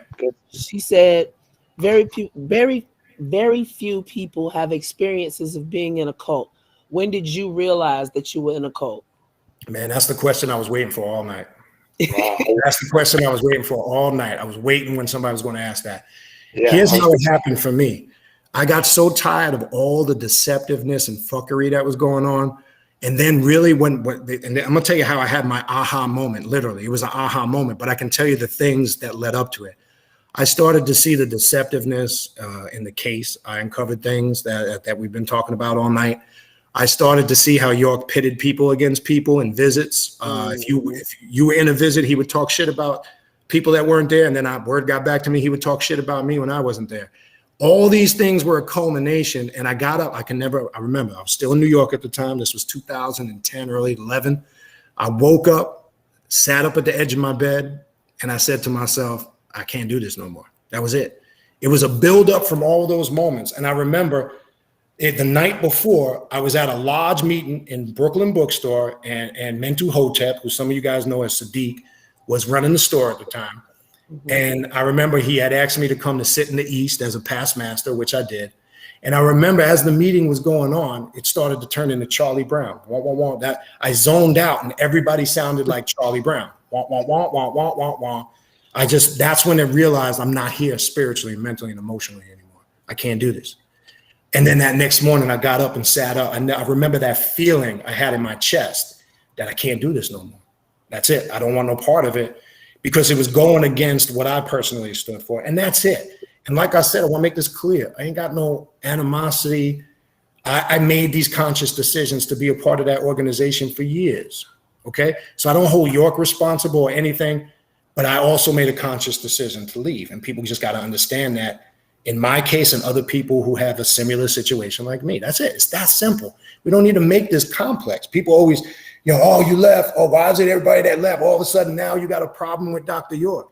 You're not looking at it right, okay? You're not looking at it. We didn't have a problem in it when we were engaged in that mindset. It's that simple. But we're making this more complex sometimes. So that was it. I had an aha moment, and it was a buildup of all those things. I just couldn't do it no more. That was it. I just needed to change. Okay. Mike, we don't want to keep you entirely too long, so you're going to want to come back. Yeah, about 20 more minutes, and we could wrap it up 20 minutes. Okay. So do we have some semi-short questions from the panel? Udo, you got anything else? I know Chuck stepped out. Yeah, Chuck. Didn't ask her questions for the night. No, I came back. I'm back now. I would say this, my brother. Right, Mike? I would say this. First of all, I want to say I commend you. You know, just the growth. You know, I feel a very genuine spirit from you. I feel a real purity from everything that you're saying. This was one of the best, like dialogues that I've seen or been a part of on YouTube. You know what I'm saying? I'm going to tell you that first and foremost. Very informative, learned a lot. I try to learn in this thing right here. That's why I was trying to tell people to ask questions that we really can learn from instead of just asking basic questions that we can always talk about on another day. Right. So I do salute you and, your family. I want to say condolences on your wife because I did hear you mention that, because it just sees a lot of the growth in you to be able to come and speak on how you speaking. And I like to even speak with you further and learn more things about the things that you think or believe or whatever, because we all learn from each other. And I do believe we learn from exactly. And I think the most important thing going forward is we need to understand we have to be able to have the maturity to agree to disagree. And that's okay if that's the case. If we can do that, if we can walk away and not be up in our feelings, then regardless, we can really start accomplishing things. Because guess what? Bottom line is this. There will never be a day where we all wake up and we all agree on everything. Anybody that sells that pipe dream to you is under a delusional mindset. Bottom line is this. Some of us are tribal by nature. Why is it sometimes we can walk in a room and we just don't vibe with somebody? That's that tribal blood that runs through our veins. And this is why we can all reflect over years when we try to get projects done. Why is there always that one negative person that always seems to ruin shit? Because we approach things with this delusional mindset. So we have to be able to have intelligent conversation and agree to disagree. And that's cool. But the persons that don't want to, especially the fanatical religious person, I just don't bother with it no more because it's draining and it's too time consuming. But let me make this clear. Don't mistake that as a weakness because if you push the wrong button, sometimes you got to pull a can of whoop ass out on somebody. I got to be honest with you. Sometimes that's in special cases. Yeah. Special case. But QI had one question before she went. She was saying, do you believe in negative or positive ions?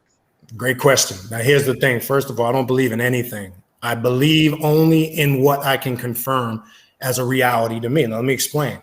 Positive and negative is the polarity of the same things. Because let me give you an example. Let me explain something just so people ain't confused. We can place an object in the center of a room and we all could be standing around in a circle and look at that object. Everybody's going to have a perspective of what they see and don't see. That's number one. True. Let me give you another example.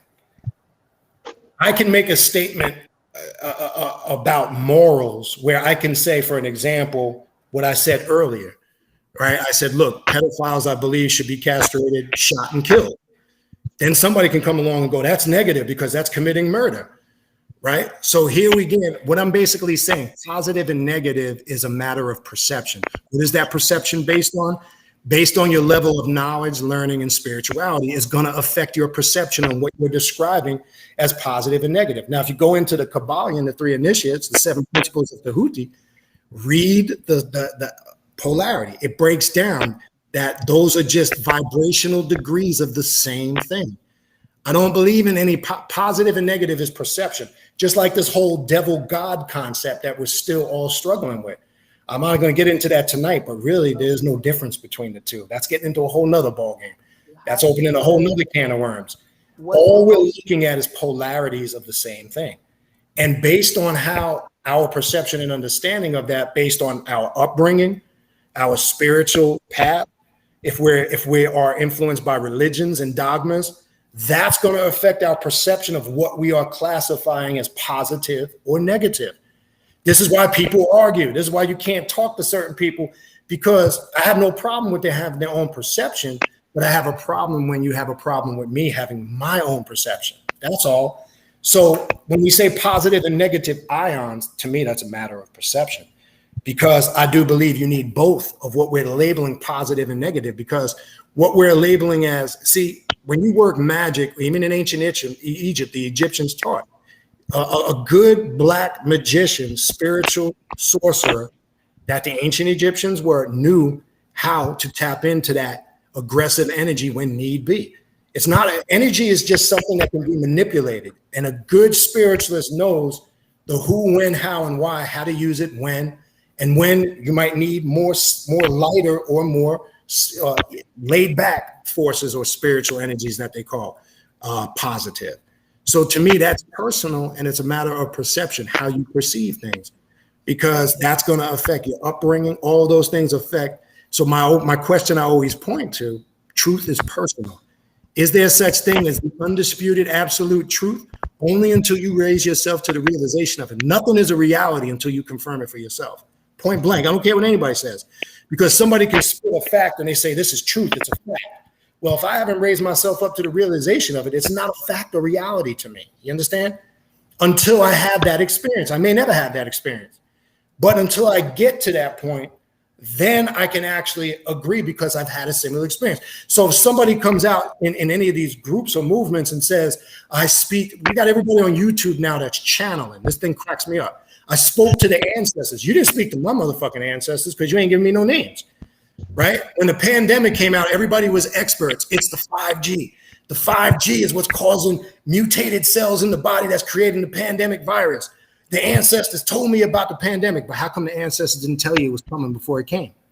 See, that's how we got to question these people. I heard everybody and their mother on the internet talking about this. The ancestors told me this about coronavirus and this and that. Well, how come you didn't get the heads up before it came? Then I'd be impressed.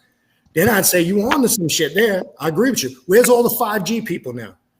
Y'all remember when this first came out? Everybody was saying 5G was the cause of the coronavirus. Where are they all now? I don't hear nobody talking about this 5G. None of them. But yeah, I don't mean to take you off your soapbox right now, but we got a couple more questions. You said you had about 20 more minutes. Sure. So Hada said, what is the most important lessons you learned from the York experience? The most important lesson I've learned from the York experience is to not follow and be anybody's puppet ever again. To be your own person, to have your own stance and approach, and to be, most importantly, to be in control of your sovereignty. When I say sovereignty, I ain't talking about no Moorish shit. I'm talking about your spiritual sovereignty. Be the sole governor and controller and ruler of that. Do not put your spirituality in the hands of any other person. That's what I've learned, because doing that will lead you down the wrong road. Beautiful. That's on a previous stream. It'll lead you down a path of following and a path of destruction. That's what I've learned. Okay, Karu Ware says, how come the conscious community hasn't en masse given tangibles to our communities that are in need if they are of higher intellect? Say it again. They said, how come the conscious community hasn't en masse given tangibles to our communities that are in need if they are of higher intellect? Okay. All right. So this is just I can't speak for them, and I don't want to, but I can only tell you from what I see and my perspective on it. I just think a lot of it is just bickering back and forth. And again, that was my whole point from the beginning. Where is the work? Where is the contribution? Mm-hmm. Now, one thing I will say about the Black Hebrew Israelites, whether you agree with them or not, they are doing some positive things out on the streets and in their communities, whether you agree with them or not. See, to me, that's what it's all about. Look, you could be a Hebrew Israelite, Kemetic, occult, left, whatever, but that doesn't mean we can't come together on issues that need to be addressed, period. That don't mean we can't go feed homeless people. What does that got to do? I can't hook up with you because you have a different spiritual belief in me. So I think part of that problem a lot of it involves money, power, and let's be real. YouTube and social media platforms can be a great thing because we can reach mass people like we're doing now, but they could also be a destructive thing because we got a lot of YouTube people that want to be superstars. And if YouTube went away tomorrow, a lot of people would be out of business. Let's just keep it real. And don't sit here and talk about the devil and the white man, this and that, when you're using the white man's platform to broadcast your shit. See, people don't want to address those things because we're on, whether we want to accept it or not. This is not our platform. These streaming things that we do, we must be doing really good. I know that may not be what people want to hear, but let's keep it real.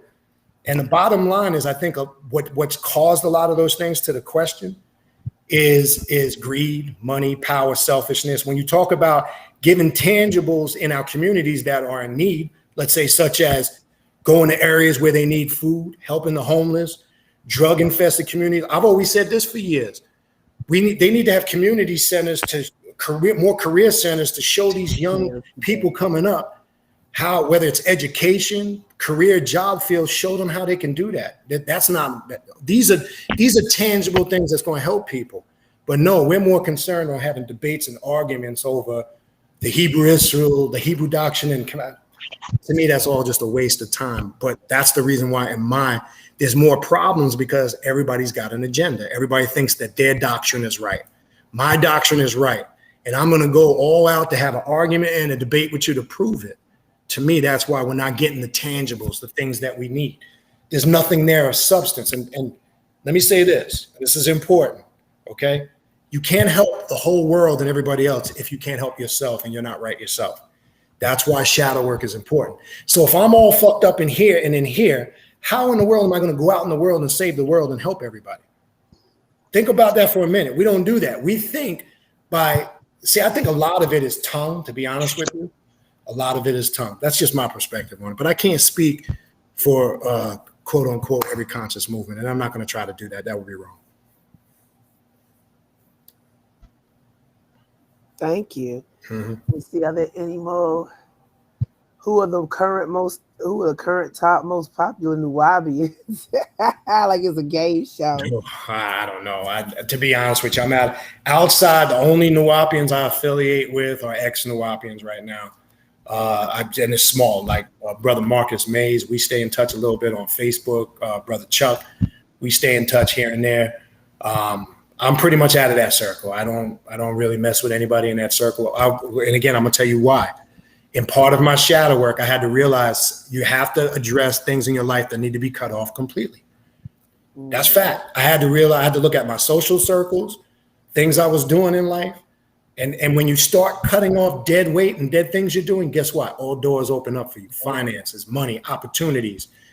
You grow spiritually. And since I left all that shit, things have taken off to a whole nother level, because I realized it was all that stagnated energy that was holding me down. Because my mother used to say something to me that was so real. You are the company you keep. Keep that in mind. You are the company you keep. If you hang around unsuccessful, derelict, low-life people, at some point you will become a derelict and a low-life, and you will become unsuccessful, okay? And I'm not saying money is everything, because it's not, but we're not supposed to be poor. We shouldn't be struggling. Show me one broke pharaoh in ancient Egypt. So the first thing I do when I talk with Kemetic brothers, you talk about ancient Egypt and we were gods and goddesses, and not to judge you, but if I look at you and you're struggling, show me a broke pharaoh. What pharaoh in ancient Egypt was broke? Brokey pharaoh, whoever, show me. It doesn't exist. So my thing is, I base people's growth and development on you should be a living example of what you teach. So if you're talking all this God and goddess stuff in ancient Egypt, I need to see that reflection in your character, your life, your personality, and the results and everything that evolves around you. But if you're living in your mother's basement, you don't have a car, and I'm not judging nobody, and you want to talk to me about how to invest my money, I got to look at you as a complete joke. Okay? If you want to give me health advice and you're coughing all the time and you want to tell me what herbs to take and you're sick all the time, I got to look at you as a joke. You're supposed to be a living example of what you teach, and it should reflect in your life, your character, your personality, and how you carry yourself. If I don't see that, it just says to me you read a lot of books and you can regurgitate a lot of knowledge. Any one of us can do that. I don't care. I beat you to it, Tarnoonan. I got first dibs. Tarnoonan said to tell you he needs those letters. Yeah, as you see, Tarnoonan, I have to, when I left a little bit earlier, and these are just some of the, I got this stuff in boxes. And I have to really go through it. So I'll go through it. It's not that I'm trying to disregard Brother Tarnoon. I know he's been asking. Can you type in the chat so I can give you a wrench so you can drop your email? Yeah. Let me go ahead and I hit that private chat thing, right? I got it. No, Yeah, you can put your email in the private chat, and I'll put it in the If Okay, you want I'm gonna do that right now. You have to go into the main chat, but you can put it in the private chat. And I'll put it in the private, and then I guess you could just transfer it there. Yeah. There you go. I just put it in there. But yeah, that was there it is, Mod. Start circulating. Mm-hmm. Well, thank you so much for coming on tonight, Mike, and answering these questions. Treehouse, let's give Mike a Treehouse thank you. Let's get around the ones in the chat for this wonderful interview that he didn't have to come over here and do. Thank all of the Treehouse watchers, Pocket Watching with JT, Mike B, Information Man Show came up, and of course Chuck Morgan. We are getting that cartoon started. Chuck Morgan and the Nuwubian Hunters. Yes. I think I messed the name. I wanted to go with Chuck Morgan, Nuwubian Hunter, but it's Chuck Morgan and the Nuwubian something or other. Chuck Morgan, he on a Nuwup. You already know. Udo, are we having the after party at the Treehouse or over there at the community? You want to do it, man, bro? You gonna reset it? I'm already live. I'm gonna reset it because everybody ready for this to drop so they can go ahead and pull it down and mirror it. So I know you watch it. Just remember, you ain't allowed. None of your channels nor your affiliates. While I'm a bitch. How about y'all retract y'all words, give me an apology, and tell Taharka to take that copyright strike off my channel. Then I'll think about giving you access. Until then, that description box gonna stay the same, my dude. Big fact. All right. Yeah, man. I just want to congratulate Mike again, man. I appreciate you, brother. Like I said, man, I learned a lot from you right now in this sitting, and I look forward to talking to you, man. I'm gonna email you too, my brother. Blessings to you. I want to say this. I appreciate your intelligent questions, man. I really do. And again, I'm not trying to stroke your ego or nothing like that. I see you come from a place of thought when you're asking your questions. I really do. Mm-hmm. And I really think if we all took that approach, we could really have intelligent conversation, man. So I do appreciate your method of questioning. I appreciate you, my brother. I appreciate you. No problem, beautiful. Chuck, Aku says, are you gonna be mirroring this up to your channel?